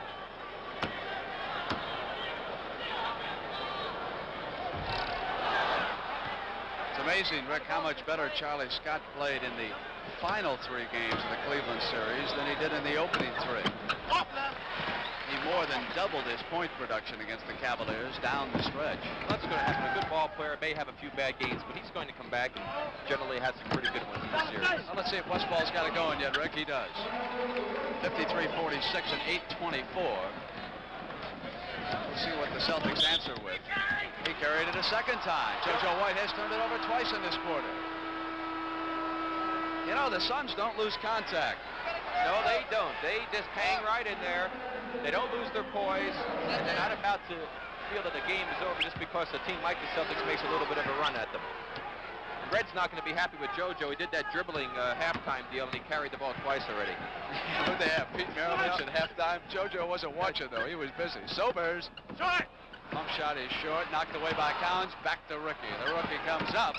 It's 53-48. That's a break for the Suns. They're getting that ball back. No, JoJo did the dribbling with Red, and he's carried it twice, so Red's going to be upset with him. Oh, Alvin, 2-man game. Get over here, Garfield. 2-man game. You can hear Al Bianchi yelling in the background as we pick him up. White. Off, Silas was battling. Got away from him, and Sobers brings it up on the dribble. Fine move by Ricky Sobers to Perry, and it goes down. Ricky Sobers just made a really great play. JoJo White committed, got out of the play. Sobers continued to penetrate. Got the defensive man to come to him behind the back pass. So, Rick, it's a 3-point Celtic lead as the Suns battle in this game 1 of the NBA championship. You see how Alvin Adams, he kind of plays Cowens at the side, Rick, and then slaps at the ball. Yes, he does. He has good quickness, good anticipation, and if the pass isn't just right, he can get his hands on a lot of balls. 7:20 on the clock. The Celtic coach, Tommy Heinsohn. And Ricky Sobers intercepted that pass and brings it right back. Got away from him, hit last by Boston. And the Suns can pull to within 1 point if they can hit here. We've got 7:13 to go in the third quarter. Game 2 of this series on CBS Thursday night. We can go a possible 7, and all 7 games will be carried on CBS Live. Sobers is getting that same adrenaline flowing that he had against us. He gets going and hits a couple baskets, and he really does a lot of things, and that's 8 straight points for the Phoenix Suns right now, and they've closed the gap to 1, and I think they have an excellent opportunity of putting a little pressure on the Celtics. They just hang in there and hang in there all the time.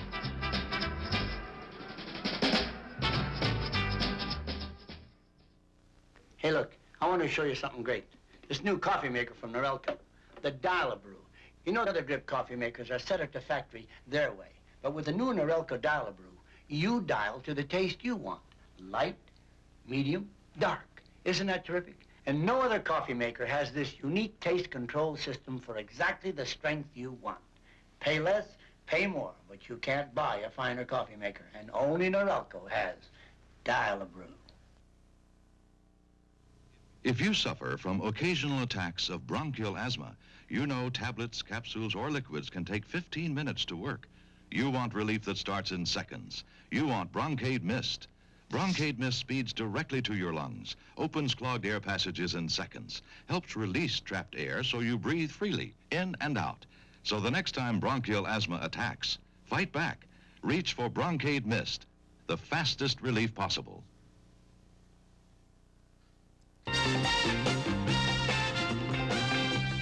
Next Saturday at 4:30, Sunday at 4, Jack Nicklaus heads a star-studded field when CBS Sports presents the $200,000 Memorial Tournament from Muirfield Village, Ohio. Hubie Green, Tom Weiskopf, and Lee Trevino will be shooting for the $40,000 first prize. That's the Memorial Tournament next Saturday at 4:30, Sunday at 4 p.m. Eastern. Mindy, this is the anniversary of that Charlie Scott-Paul Westphal trade. And on top of that, Brent, it's interesting to point out of how did Silas get to Boston from Phoenix? It all involved in that same deal because Paul Silas belonged to Phoenix, was traded to Boston in order for Phoenix to deal for Charlie Scott. Charlie Scott went to Phoenix, Westphal went to Phoenix, so in total it was 2 for 1. Havlicek. Cowens got it back. Nice move, Rick. That was a super tap by Dave Cowens. He reached up with his left hand, didn't have a real good angle, and made an exceptionally good tap on that basketball to get 2 points.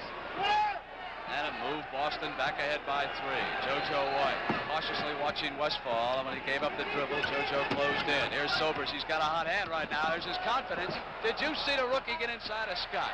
Couldn't put it down. Tries to draw the foul. Did not. Havlicek brings it back. It's 55-52. Silas on a rolling hook, and Garfield Hurd came up on him and fouled him. On the team side, 3 fouls against Phoenix and 2 against Boston with 6:14 to go in the third. Paul Silas made a good move going to the basket. Gar Hurd came across and made what looked like was a halfway decent block, but evidently he picked up a little bit of his hand on the shot. And Sobers was not too happy about Dave Cowens knocking it down under the basket on the other end of the floor. He's a tough competitor. Let's watch him getting knocked down. Here we go. Dave Cowens with the ball. Well, he put a little bit of an act on there. He doesn't have too much reason to be upset. Hits the free throws. It's 57-52. Celtics back ahead by 5 and 6 minutes and 12 seconds to go in the third quarter. Sobers with that injured right thumb. Garfield Hurd hits it. 57-54, a big hoop. Not exactly a high percentage shot. He played with that abscessed tooth against you, and he was telling me he feels much better here today. I didn't even know he had the abscessed tooth. With JoJo inside. There's Celtic basketball once again, moving without the ball, cutting to the basket, something that Phoenix does quite well also. Here's Terry back to Ricky Sobers in 5:35 to go in the third quarter, 59-54. Adams with a pass inside, but it was before the shot. It was Charlie Scott who fouled it. Yes, and that's 4 fouls on Charlie Scott. Once again, good movement without the ball. Paul Westphal cutting to the basket. Charlie picking up his 4th foul. You know, we've mentioned how Westphal has not been a big factor offensively. JoJo White only has 4 points. Here's Westphal. He's hit 2 field goals here in the third quarter. Right, JoJo has only gotten 4, and he's averaged around 20 points a game for the Celtics during the playoffs. He was their most consistent offensive performer against Cleveland by far. 59-56. Inside to Cowens. Alvin Adams got caught watching the basketball, lost his man. Cowens went to the hoop. Easy 2 points. Mistakes like that really hurt. 4:59.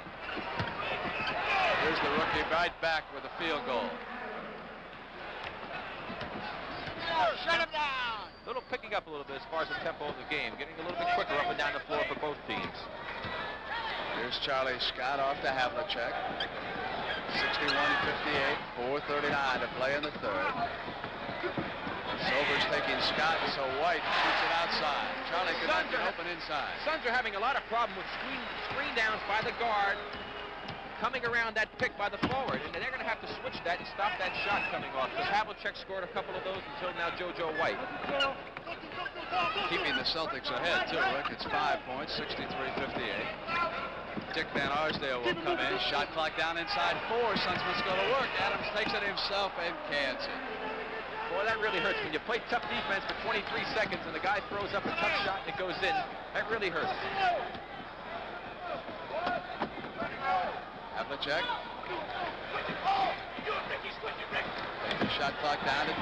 Adams fronting Collins. The swing to Charlie Scott, who throws one up outside.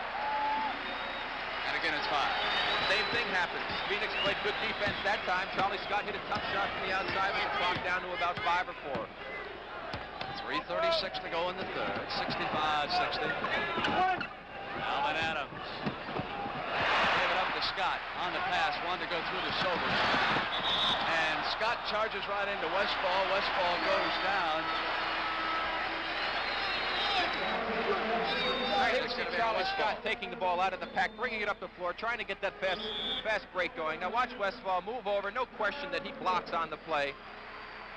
And when we come back, Dick Van Arsdale. We'll check into John McLeod's starting lineup. Rick, a lot of folks have asked me, when is the last rookie center to start an NBA championship? I'll answer that in a moment. AMF presents All Work and No Play makes another dull day. You've got to work to live. But if you live to work, you're only living half a life. AMF says, go, recreate, let your other half live. We make Crestliner boats, Roadmaster bicycles, Harley-Davidson motorcycles. We make weekends. And weekends make work a lot easier to live with. State Farm agent Doug Mays. We specialize, of course, in the personal lines, meaning the automobile insurance, the fire insurance, the life insurance. They want someone who's professional, someone they can have confidence in, and they want to be able to understand what they're buying. State Farm agent Jim Golden. For their family. But most of all, they want someone that they can count on to be there when they need him.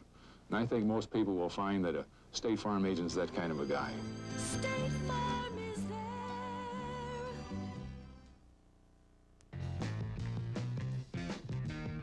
Thursday night at 9 and Sunday at 1:30, the fight for the NBA championship continues when the surprising Phoenix Suns, led by the NBA Rookie of the Year, Alvin Adams, take on Dave Cowens and the explosive Boston Celtics. That's Thursday at 9 p.m., Sunday at 1:30 p.m. Eastern. Rick, Alvin Adams is the first rookie center to start in the NBA championship series since Gene Wiley of the Lakers opposed the Celtics in 1963. Do you remember Gene Wiley? Yes, I do. Well, he was a pretty good artist also. He used to do a lot of oil painting. Is he still painting out of the West Coast? I don't really know. I think he is. Gene Wiley, wherever you are, get in touch with Rick Berry. He wants to buy one of your paintings. He can afford it. I don't know about that. Huh? Mindy wants to buy one. Because you're making all the money. $325, or is Pam Berry spending? How is the family? I haven't had a chance to ask you. Well, I hope they're doing all right. We've got $325 to go in the third period. It's 65-60. Celtics ahead of the Phoenix Suns. They come in. Wheels it over to JoJo White. There's the man that really helped the Celtics get going offensively, JoJo White. Now we'll see if Van Arsdale can give the Suns some offense as he's checked in. He has the ball. And right away they throw it out of bounds. Turn it over. A little lack of communication there that time. Dick Van Arsdale thought that his center, Alvin Adams, was going to pop out and decided to go backdoor. It's Kevin Stakem with control as Charlie Scott takes a break. Havlicek, Cowens, and Silas up front. White and Stakem in the backcourt. Stakem gives it back to White. He goes for 2 in a row but can't hit it. And nothing but Phoenix Suns at the glass. 67-60, 2:35 to go in the third quarter. You don't get the feeling watching the Suns that they're ever out of a ball game. As Perry rolls inside, takes a beautiful backdoor pass. Adams has been averaging about 5.5 assists a game in the playoffs. White rotates in, and there's Adams with the rebound. And he just passed it too far ahead of Sobers. Turned it over, a little over anxious. Yes, he was. They had an excellent opportunity there to get right back in the thick of things. Although 5 points is not a lot of points at this stage. 2 minutes and Stakem with possession. Van Arsdale goes with him.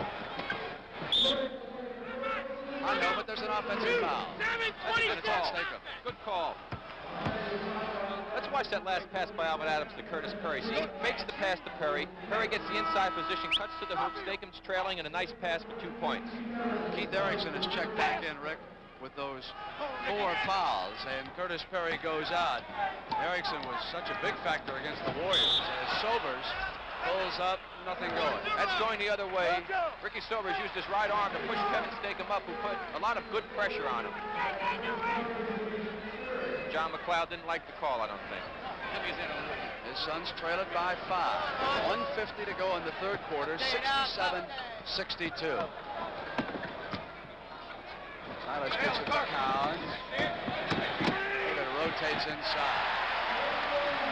That's the first thing that Dave Cowens has done where we can even mention his name both offensively and defensively since he picked up his 4th foul. He's been a little passive since he's gotten that 4th foul.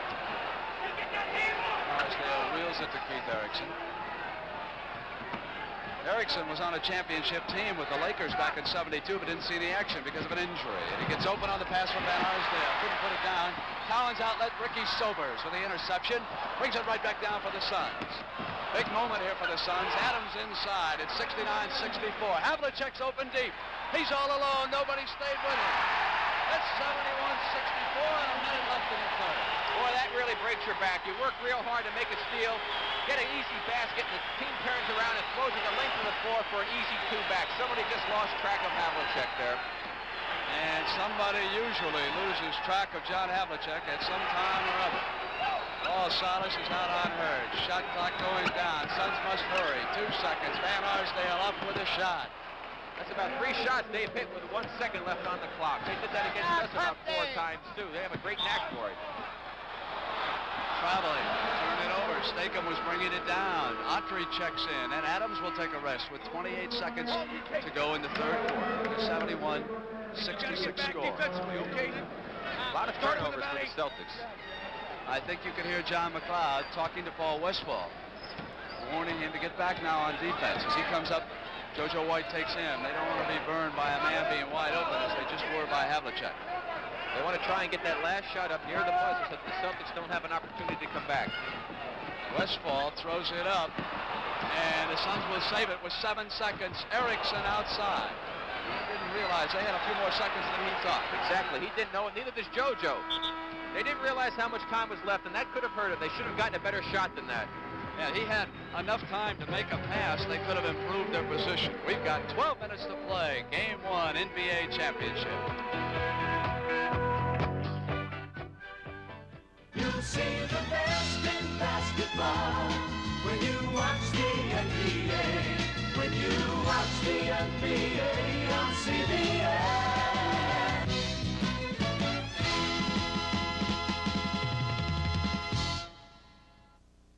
How do people react to the shower massage by Waterpik?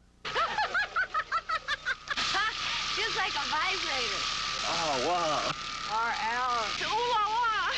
I feel 10 years younger. Kind of vibrating my muscles like a massage. This is invigorating. Boy, it's exhilarating.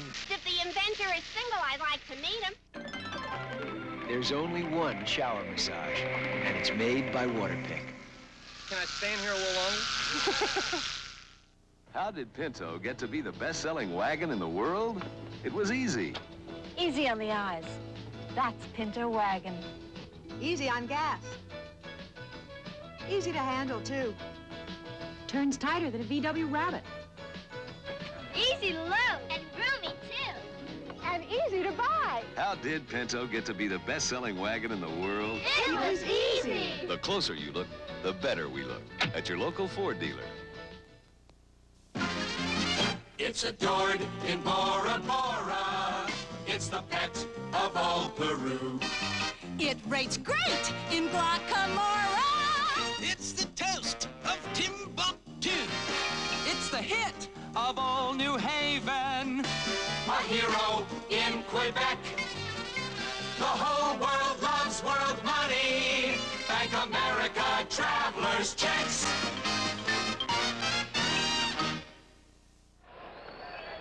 Jake O'Donnell has just come over to the table to talk to Mindy Rudolph. Mindy, I think we've got a problem with Dave Cowens' foul total. Dave Cowens should have a total of 4 according to the broadcast, but on the last particular foul, the one prior to that, Brent, it was charged to JoJo White, not to Dave Cowens. So Dave Cowens does have only 3 fouls, not 4. That's a big difference, too, That right? certainly is a big difference. 71 to 66. 11 minutes and 50 seconds of play left here in regulation time. Erickson with the steal, taken away from Havlicek. Now they can come right back and close to within 3 if they can convert. Rick, we'll see what they want to do here on offense in the last quarter. Got to get back to executing their offensive patterns. Very patient team. Autry has replaced Adams, gives it to Van Arsdale. Kick outside. Paul Silas with a defensive board and a loose ball foul. It's going to be number 5. Erickson, 5 fouls on Keith. Not the type of shot that John McLeod likes his Phoenix Suns to take. Dick Van Arsdale took a shot a little bit further than he likes to shoot the ball. And with the result, Keith Erickson has picked up his 5th foul, and he's going out as Curtis Perry comes in. There's the converted turnovers. Boston now picked up one on that last play when Erickson intercepted the ball, so they have 21 turnovers. It's 71-66. Havlicek with Curtis Perry on him now, and Erickson off of the bench. Howens at the top of the circle. Silas with a second chance. Off to Scott. Offensive board looms big right now. Scott converts. It's 73-66, a 7-point Celtic lead. Now, Rick, the Suns have got to come up with something. Yes, it looks to me when I saw Paul Westfall's face that he's getting a little frustrated in this game. Yes, you can see it. Turn around. Missed it. You're exactly right. You called it. He forced that one up, missed it. Here's Scott at the top of the circle. Hondo. Watch the killer instinct come out right now. And as Cowens began his run on Autry, Autry fouled him. Dennis Autry tries to do that a great deal. For a big man, he tries to draw a lot of charges. He knows he's not a shot blocker, and that time he was called for the block. Celtics can go up by 9 if they can hit here with 10 minutes and 30 seconds left in this game. Autry all over Cowens and gives it off to Scott, who comes up over Van Arsdale. Autry got back to the board. Now it's Westfall. And again, an important moment for the Suns on offense. And it is Westfall who takes that shot, and this time he puts it down. And a little more relaxation on his face. He must have talked to himself. Well, I don't know, but he's still trying to do a little bit too much by himself. They still have to run those patterns. They can't go away from it if they want to be successful. That was all one-on-one. It's 5. Cowens at the turnaround, but there was a whistle. Garfield Hurd attempted to make what I thought was a good play. He came over to double-team Cowens, and he could have caused some real problems for him, but he tried to go for the block instead and picked up a foul, and actually Dave would have had a very difficult chance to make that basket. That's 4 fouls on Garfield Hurd. Cowens at the line, and if you were out getting a beer or out of the room, he is playing with 3 fouls, and not the 4 that we thought. That was JoJo White who picked up that last foul. Here's Dave with the ball with Autry on him. Comes back. Good play right there by Hurd, but he tries for the block, and he has a tendency to do that. He likes to block shots, and he would have been better off that time just trying to distract them. Alvin Adams back in the ball game now for Autry. Well, Autry stays in. He comes back in for Hurd. So they're going with 2 centers. And Adams, a lot of people felt, might have to play it forward in the professionals, but he surprised everyone. But now we can see what he can do. He's got a marvelous outside shooting touch. Van Arsdale waits for him, but here it is. Cowens will take him. Battle for the loose ball, and it was Curtis Perry. Back to Paul Westfall. Westfall missing, and Perry. And Alvin Adams was right there to put it down, and they stayed alive with that one. Sure it did. There's a lot of effort, and they just threw the ball away. A very costly turnover now for the Celtics. They are very sloppy with the ball here this afternoon. 74-70 and 9:35. This could be the critical moment here in Game 1. The Suns have just controlled the offensive board against the Celtics. Now Boston gives them still another chance, and Rick, they can close to within 2. And maybe you're right about Paul Westfall. We'll have to see if he's ready to get this offense moving instead of taking all the shots. Yes, exactly. He's trying to do it by himself, and you can run into a lot of problems like that. If you go away from what you've been successful with all year, you must continue to run those patterns, get everybody involved in the offense. There's Paul. Comes inside, up fired, and he's off again. He's hit one of his last 4 shots. JoJo White back to Charlie Scott. Cross court to Steve Kaversky, who's on the floor on the drive. Won't go down. Autry controlled. So they put Autry and Adams in there to help out rebounding with Perry. Westfall on the drive. Won't go down. And again, it's Paul Westfall on offense for the Suns. Here's Scott. Drives the other side. No, it's going to come out and off. Boy, they are not going to like that call here in Boston. You can hear the boos coming up now. Let's watch this play. Mindy, take a look at this one. What do you think? Here's the pass coming out to Charlie Scott. Here's a good fake. Up to the basket. Autry jumps and leaves his feet. That's going to be a foul on Autry. When you call the left hand coming out. What do you think, Mindy? Moved that left hand? It looked to me as if Charlie Scott had it hidden from the camera, but he bumped the chest as he went up. Very difficult call to see and to make. That's the 5th foul, too, that was just picked up. And here is a great substitution, I think, and this shows you what a good coach John McLeod is. Paul Westphal has been hurting his team. He's been trying to take over the offense, and he quickly is putting him on the bench, bringing in Ricky Sobers. And Charlie Scott is gone. As we were talking about that one, Charlie Scott went down and picked up 6. You could see it. And Charlie got a technical now called against him as Charlie Scott is fouled out with 8:53. 74-70. Van Arsdale will shoot the technical. Heinsohn and Killalay are up screaming on the Celtic bench. This could pull the Suns to within 3 if Van Arsdale can put it down. He does. They are very upset. John Havlicek, you see Tom Heinsohn, and he is really fuming. Havlicek talking to the officials, trying to find out what was going on. You see Charlie on the bench. Autry with control. Suns trail it by 3. Here's Ricky Sobers coming left side. Kaburski picks him up. Havlicek now back at guard for the Celtics. Adams gets Cowens off his feet. Won't go, and it's John Havlicek with a big rebound. Puts the ball on the floor, and back down comes Hondo for the Celtics in 8:33. Cowens to JoJo. White at the line, cut up by Sobers. Comes back to Havlicek. Kaburski's all alone. Silas went up, tipped by Perry to Sobers, and Ricky Sobers is down with it. Suns being closed to within a point.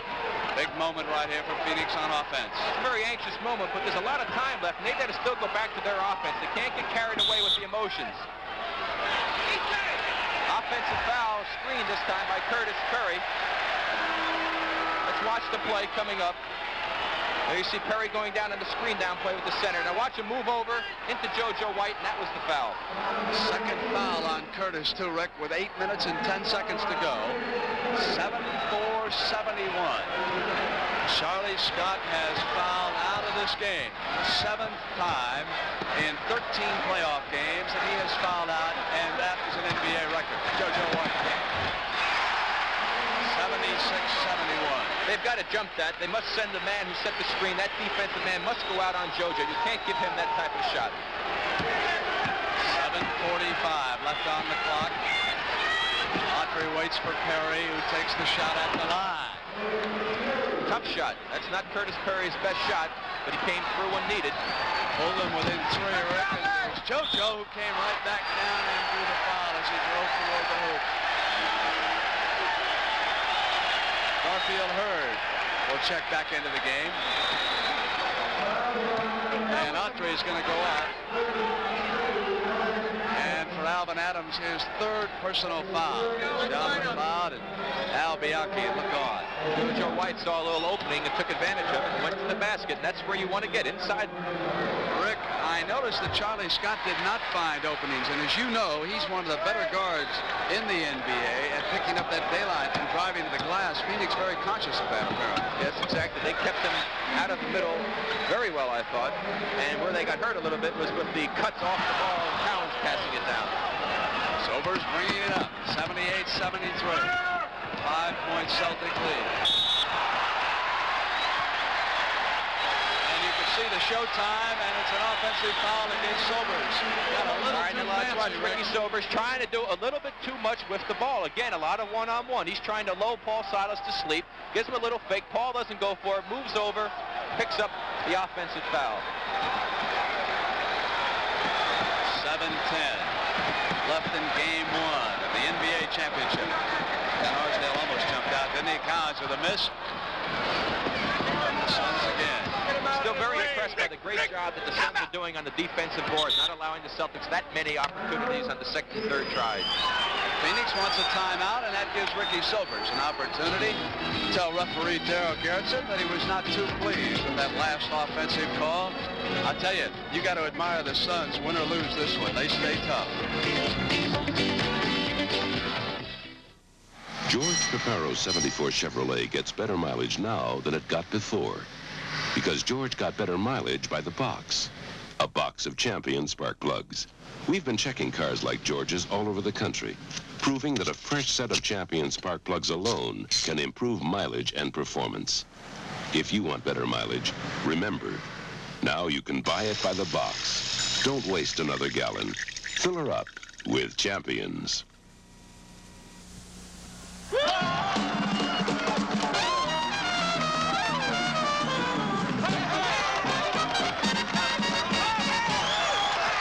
Now comes Miller time. You're so good you can play the blues even when you ain't sad. And now it's time to head for the best tasting beer you can find.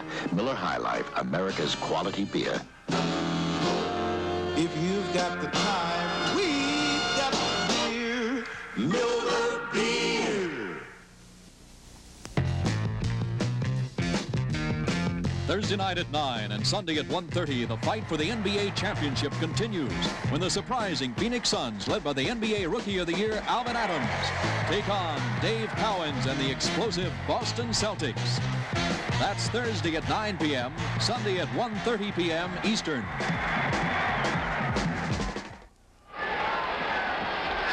Brent Musburger along with Rick Barry, Mindy Rudolph, and Sonny Hill. And Mindy, what about the foul situation with 6:57 to go? For the Boston Celtics, Ben, JoJo White with 2, Dave Cowens with 3, Don Nelson with 3, Paul Silas with 2. On the Phoenix Suns side, Ricky Sobers with 4, Keith Erickson, who's been ineffective because of early foul trouble, with 5, and Garfield Hurd with 4. Phoenix with the ball, Adams with it right now, and 78-73 Celtics lead them. Of course, the all-important team fouls, 4 for the Suns, only 1 for the Celtics. Garfield Hurd up firing at the buzzer again, Rick, about the 4th time in this game, and JoJo White applies offensive pressure. Havlicek is in the backcourt because Charlie Scott has fouled out. So John Havlicek hoped to receive more rest on that injured left foot than he received during game 1. This could be a factor as the series continues. Cowens gives it over to JoJo. Good movement again by the Celtics, getting a good opportunity shot by their best shooter. And Rick, it puts them up by 7 with 6:05 to go. You can watch the Celtic defense work against that shot clock. Perry, Silas down with it. And suddenly the Celtics can go up by 9.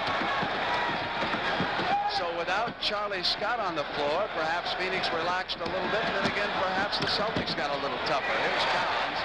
That one's not there, but it is Silas who controls, and Havlicek wheels, and Keith Erickson will come back as JoJo White puts them up by 9. That now matches the biggest lead of the game by the Celtics, which was 9 points at 73-64. That's 8 straight points to JoJo. And 5:28 to go, and now it's 82-75. Going to have a timeout here with 5 minutes, 21 seconds still left in regulation time. That's a surprising timeout. The Celtics seem to be going quite well, and it was a Celtic timeout, and I would have thought they would want to keep the momentum going.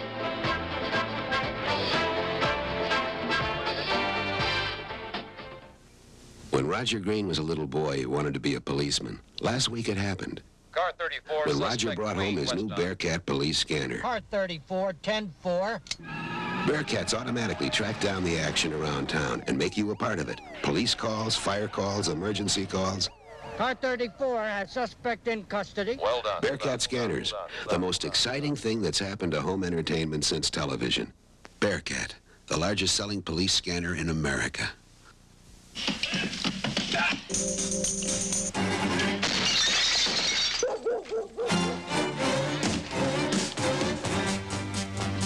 Hager Expandomatic Slacks with a comfortable inside elastic waistband that bends as you bend, stretches as you stretch. Hager Expandomatic Slacks of premium quality Dacron polyester double knit from only $18 for the active man. Thanks, Hager. America's best known name in slacks. This is a commercial for Goodrich Radial Tires. What do I know about tires? I'm a woman. I know about charge cards. Look at that. It's a perfect fit. The point is, most people don't know about tires. Did you know that tires wear out unevenly and quickly if your wheels are out of alignment? Even Goodrich Radials. That can cost you more than money. What we don't know about tires can hurt us. So it's a good thing someone is telling us. Thank you, Goodrich. As a mother, I say thank you. Selling great tires isn't enough. B.F. Goodrich, the other guys. Mindy, you had an observation about Charlie Scott fouling out. When Charlie Scott fouled out, the Celtics were up by 3. You've talked about the absence of Charlie Scott on the court. I question this, Brent. Is it the absence of Charlie Scott on the bench, or is it possibly the psychological lift that he gave his club with the technical foul call against him that sometimes has a lift, that sometimes gets teams to play a little tougher? 5 minutes and 10 seconds left in regulation time. Havlicek going inside, and it was Alvin Adams who stepped there in front of JoJo White and back knock on the Suns. Sobers with control, gives it up to Erickson. Erickson with those 5 fouls and a missed opportunity, and back knock on the Celtics. And Dave Collins has played all the way in game 1. John Havlicek has been on the floor for more minutes than he's logged in quite a while. Sobers brings it back. Lead pass to Alvin Adams. Thought he took an extra step. Erickson off to Sobers. Over to Alvin Adams, and the Rookie of the Year, who's already scored 22. Did you see him charge and hustle in on it? And the Suns control because of hustling Alvin Adams. And Garfield Hurd drives baseline to put it in. And he was called for stepping on the baseline out of bounds, and that really hurts Phoenix. Let's watch him go here. Ball bounces out. He picks it up, makes his move to the basket. You see his left foot right there. He stepped on the end line. 82-75 on the scoreboard. Tversky working against Erickson. Adams with control, and has he come alive here in the last 6 minutes? Phoenix has had the opportunities, but they can't get the ball in the basket. Here's Sobers. Won't stay. Hustles over. Second opportunity again, Rick, just as you pointed out. One chance after another. Hurd off the front of the iron, so they can't hit either of their opportunities. JoJo White breaks open ahead of Van Arsdale. And what happened on that play is Dick Van Arsdale was wide open in the corner. Garfield Hurd did not pass the ball to him, and instead of getting back on defense, Dick sulked a little bit. He was upset because he didn't get the ball. JoJo White beat him down the floor for the basket. 84-75, 9-point lead. Van Arsdale takes a shot this time. They should have given him the ball, Rick. I agree with you. I think he should have given the ball. Garfield is not as good a shooter as Dick is. He was wide open. That's his shot from the side, and he didn't get it. And he was disappointed, and it cost him a basket. JoJo White has gotten 10 straight points to the Celtics. He's carried them. Sobers all over him, and he fouled him. That's the bonus. And the 5th foul on Ricky Sobers as Paul Westphal comes in. And Sobers will take a break with those 5 fouls.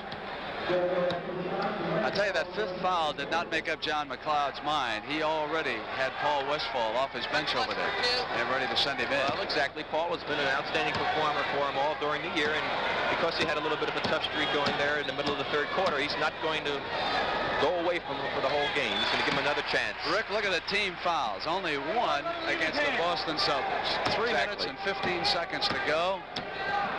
Suns already over the limit. 86-77. Back to 9. Crisis time for the Suns. Inside to Alvin Adams. And the Rookie of the Year looks sweet on that hoop. Good execution that time by the Suns. They set a lot of good screens and had good movement off the ball. 2:54. JoJo back to Silas, who crashes in. Cowens with control. Back from the Suns, it's 88-79 and 2:44 left. Erickson waits for Hurd. Here's Van Arsdale. Van Arsdale pops one up. Havlicek fouled him, and John McLeod's going to take a timeout with 2:31 to go. Well, there's no question that they're going to have to figure out some way to stop this Celtic attack, especially JoJo White, who has 18 second-half points and has been the man to carry the Celtics. Dave Cowens, of course, came on to help him with 2 points there on the second effort, and those are the shots that really hurt you when you get down to the wire. Those second opportunities and getting them back in the basket. Rick, at halftime, we made the observation that Paul Westphal had scored but 2 points. JoJo White had scored but 2, so it is JoJo who came on and picked up his offense. Without any question, and Paul tried to do a little bit too much, and he wasn't able to get going, and it's been a situation where JoJo got going, Paul didn't. That's been the difference right now as far as the offensive end of the game is concerned. And I think that, of course, Boston has to feel pretty good. They let Phoenix play their game in the first half. Phoenix took 46 shots to Boston's 40, and that's very unusual. Normally, the Celtics are the type of team that takes maybe 8, 10, 12 shots more in a half than the opposition. Rick, what do you see here that Phoenix might be able to do to generate a little more offense? I know it's tough when the ball's not falling for you. Well, they are sticking to their patterns, except for that stretch when Paul was trying to do a little bit too much. But the ball, as you say, is not dropping in the basket for them. They have just had a very poor shooting night, shooting afternoon, and it's really cost them dearly. They have just not been able to capitalize on a very sloppy Celtic team for the first 3 quarters. Games 2 and 3 of this series. Thursday night here in the Boston Garden, and the next Sunday we will move down to Phoenix. And all of the games, if we go 7, will be carried here on CBS. Last year, of course, was Rick Barry and the Golden State Warriors, who shocked the Washington Bullets. And I might add, shocked me with that 4-game sweep too, big guy. 88-79. That was some series. Well, of course, this is a new year, and you've got 2 new teams playing for the championship, which shows you just how well balanced the NBA is getting these days. And during one stretch, Brent, JoJo White was the only scorer for the Celtics for 7 minutes and 22 seconds. That's what you call carrying the offense. And Arsdale's free throw cuts the Celtics lead now to 8. Now 7, 2:31. Pressure by the Suns. Havlicek hits White. Westfall waits for Hondo, and Hondo goes to Silas, and here's Kaversky. Allens has scored 23 points, 90-81. He's been a monster on the boards. He's got 20 rebounds already. Suns will try to battle back from that 9-point deficit. Hurd, turn around against Kaversky, cuts it to 7. They'll pressure the ball again in the backcourt, trying to get a turnover.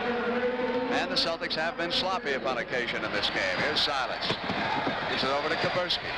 Steve is playing with an injured small finger on his right hand. Dislocated the Cleveland series, and that's quite painful. He played well in spots against the Cavaliers and didn't receive much credit. Westfall. Kaversky with control. Paul has just had one of his poorer shooting nights in all of the playoff series here. Well, this afternoon, I should say. Trying a little too hard against his former teammates here in the Boston Garden. When he relaxes, it'll be a different story. He's a marvelous shooter. Silas with a miss, and Garfield Hurd off. It's 92-83 and 125. Time running out on the Suns. Cowens. Havlicek bringing it up. Clock goes down to 1:10. Game 1 of the championship series, and the Celtics are about to take a lead. Game 2 will be coming up Thursday night on CBS. The last minute, it's 94-83. Oh, Westfall with another miss.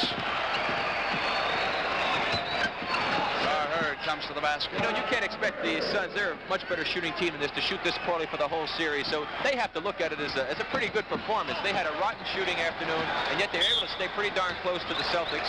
And if some of those shots had dropped, we could have had a different ball game here this afternoon. So I'm sure their spirits will not be too far down. Hondo Havlicek coming to the free throw line.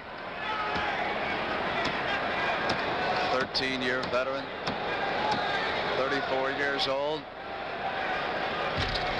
And the bottom of his left foot, Rick, is just all black and blue, and the doctor has switched from ice to hot water treatment. Actually, not hot, but kind of lukewarm water, Dr. Silva. They're trying to soften that up, and he really was trying to get him some rest in this game today, but they didn't get him much. A lot of time, and it'd be interesting to see how his foot responds to come back on Thursday. That extra day rest could really help him out. Of course, the days that they have had off since the Cleveland series have helped the Celtics tremendously. Cowens has played all season with that back that has been bruised and troubling him, so he needed the rest. Down to the last 20 seconds. JoJo White with a magnificent first half. Another field goal, it's 98-87, and Boston will go in leading, and Mendy Rudolph will be heading toward the locker room where he will be talking to JoJo White. Right out here on the side, I understand. We'll have Mendy with JoJo White. So that'll be coming up right after the game. 98-87. Time has run out. And the Boston Celtics have won Game 1 of the championship series. And John Killalay is upset. No, it wasn't John. It was Charlie Scott, apparently, who was headed toward one of the officials, Rick.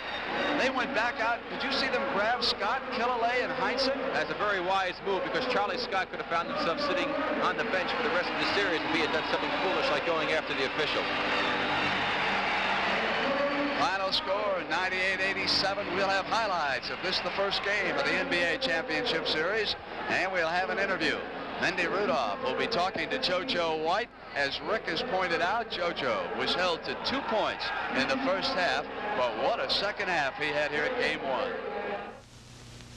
It's me, George Burns. For a guy who used to smoke cigars, even in the shower, I never thought I'd get real smoking satisfaction from a pipe tobacco. But this Sir Walter Raleigh is terrific. Made from all burley tobacco, mellow, rich, really a quality smoke. Terrific. And the pouch matches my shower curtains. The quality pipe tobaccos of America. The conventional small car. Here's what AMC did to give you more small car. We made it wider so you get more room. We put in an isolated suspension system for a smooth ride and rack and pinion steering for precise handling. It's got far more visibility, bigger doors, and a wide hatch. This is the AMC Pacer, and it's everything a small car never was. Can't hear you.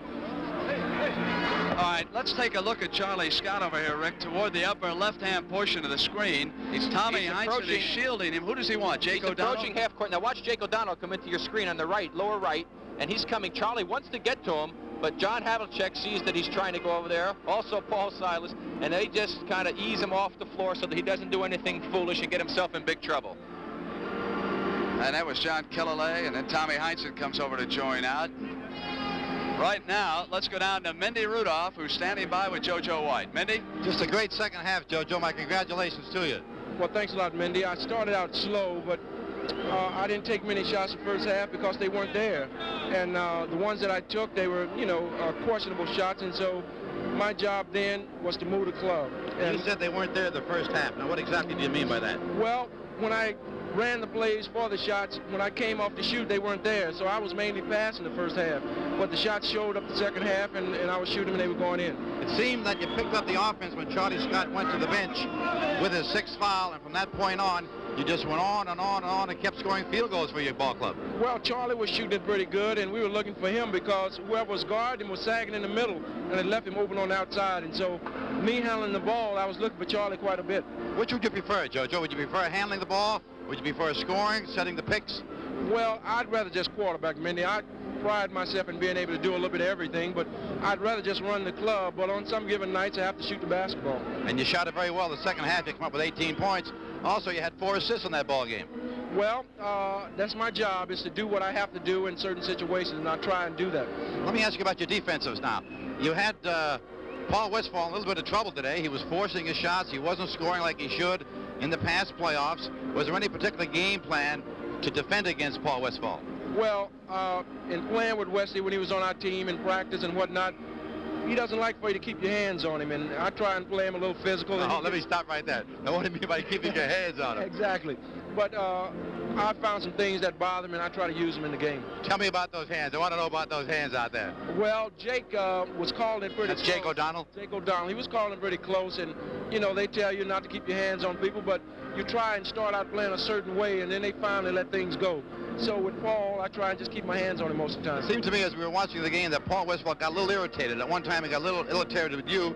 I saw him throw an elbow at you, and he also seemed to throw one at Kevin Stakem out there at one point in the game. Well, exactly. This is some of the things that we try to do in games, to try and throw a particular player's game off, and it was successful today, but I look for Thursday them to come out and settle down and be ready to play. Did you speak about John Havlicek with Tommy Heinsohn before the game, of how you're going to use him, of how much ability he had, of how much capability he had in playing on that foot? Well, John is a fantastic athlete, and we just have to play it by ear. If he says he can go, then he'll go. If he feels pretty good, he can go as long as he can go, but, you know, we're trying to watch that foot. Jojo, I tried to get your towel before you came out here, but you didn't get one, so use my handkerchief to wipe off that perspiration, and a lot of good luck during the entire ball game. Now, the one thing that's important is you won the first game of the season, the playoffs, and I think you're headed for a championship. Well, let's hope so, Minnie.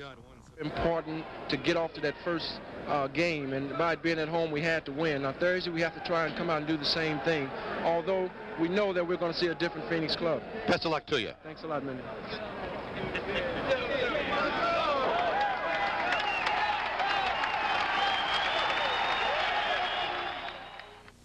The new Fiat 131. Bigger, more luxurious, more powerful than any Fiat we've ever brought to America. It's designed with a twin overhead cam engine, the same type found in some of the finest sports cars in the world. It's one of 6 sedans in the world with a 5-speed transmission as standard equipment, and it has more standard equipment than many cars costing $2,000 more. If you've never considered a Fiat before, maybe it's time.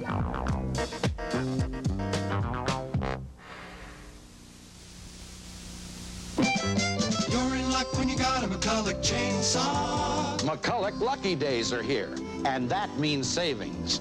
Buy this Minimac 35 chainsaw and get a weekend woodcutter's kit. Look, carrying case, tool kit, projects booklet, and save $20. See all the McCulloch chainsaw specials during Lucky Days, now through May 31st. You're in luck when you got a McCulloch chainsaw. Back in the Boston Garden, where the Celtics have taken a one-game advantage over the Phoenix Suns. I don't know about Rick, but I was very impressed with the way the Suns hung in there, even though they lost by 11 points, and that brings me to Thursday night, Game 2. Rick, what do you think? Well, I think it's going to be a real fine basketball game. This game wasn't decided until the latter stages of the fourth quarter, and if the Phoenix Suns had had any kind of a shooting afternoon at all, I think that they would have been right in there, right down to the wire. The Celtics, of course, did not play their usual faultless type basketball. They turned the ball over 23 times, and the Suns were not able to capitalize on that. But if the Suns come out and continue to stick with their patterns and are able to control the game for as long as they did in this afternoon's game as far as the tempo of the game is concerned, then I really think that they have an excellent chance if the shots drop for them. And it will be interesting to see exactly how John Havlicek responds with Monday, Tuesday, and Wednesday off. I'm sure that he will not practice at all, or if much at all, with the Celtics for 3 days. I imagine they'll give him a lot of rest.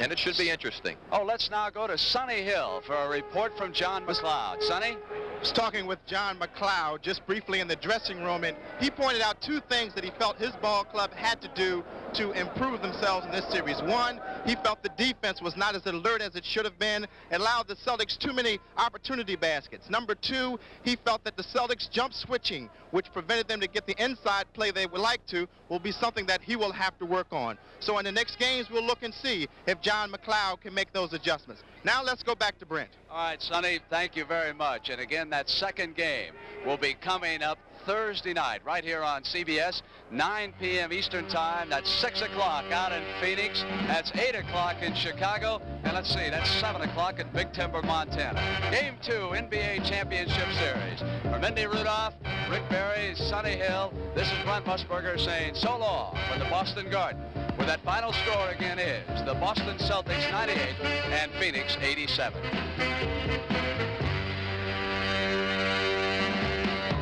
Today's NBA championship game sponsored by Hager Slacks, designed to mix and match with Hager tops.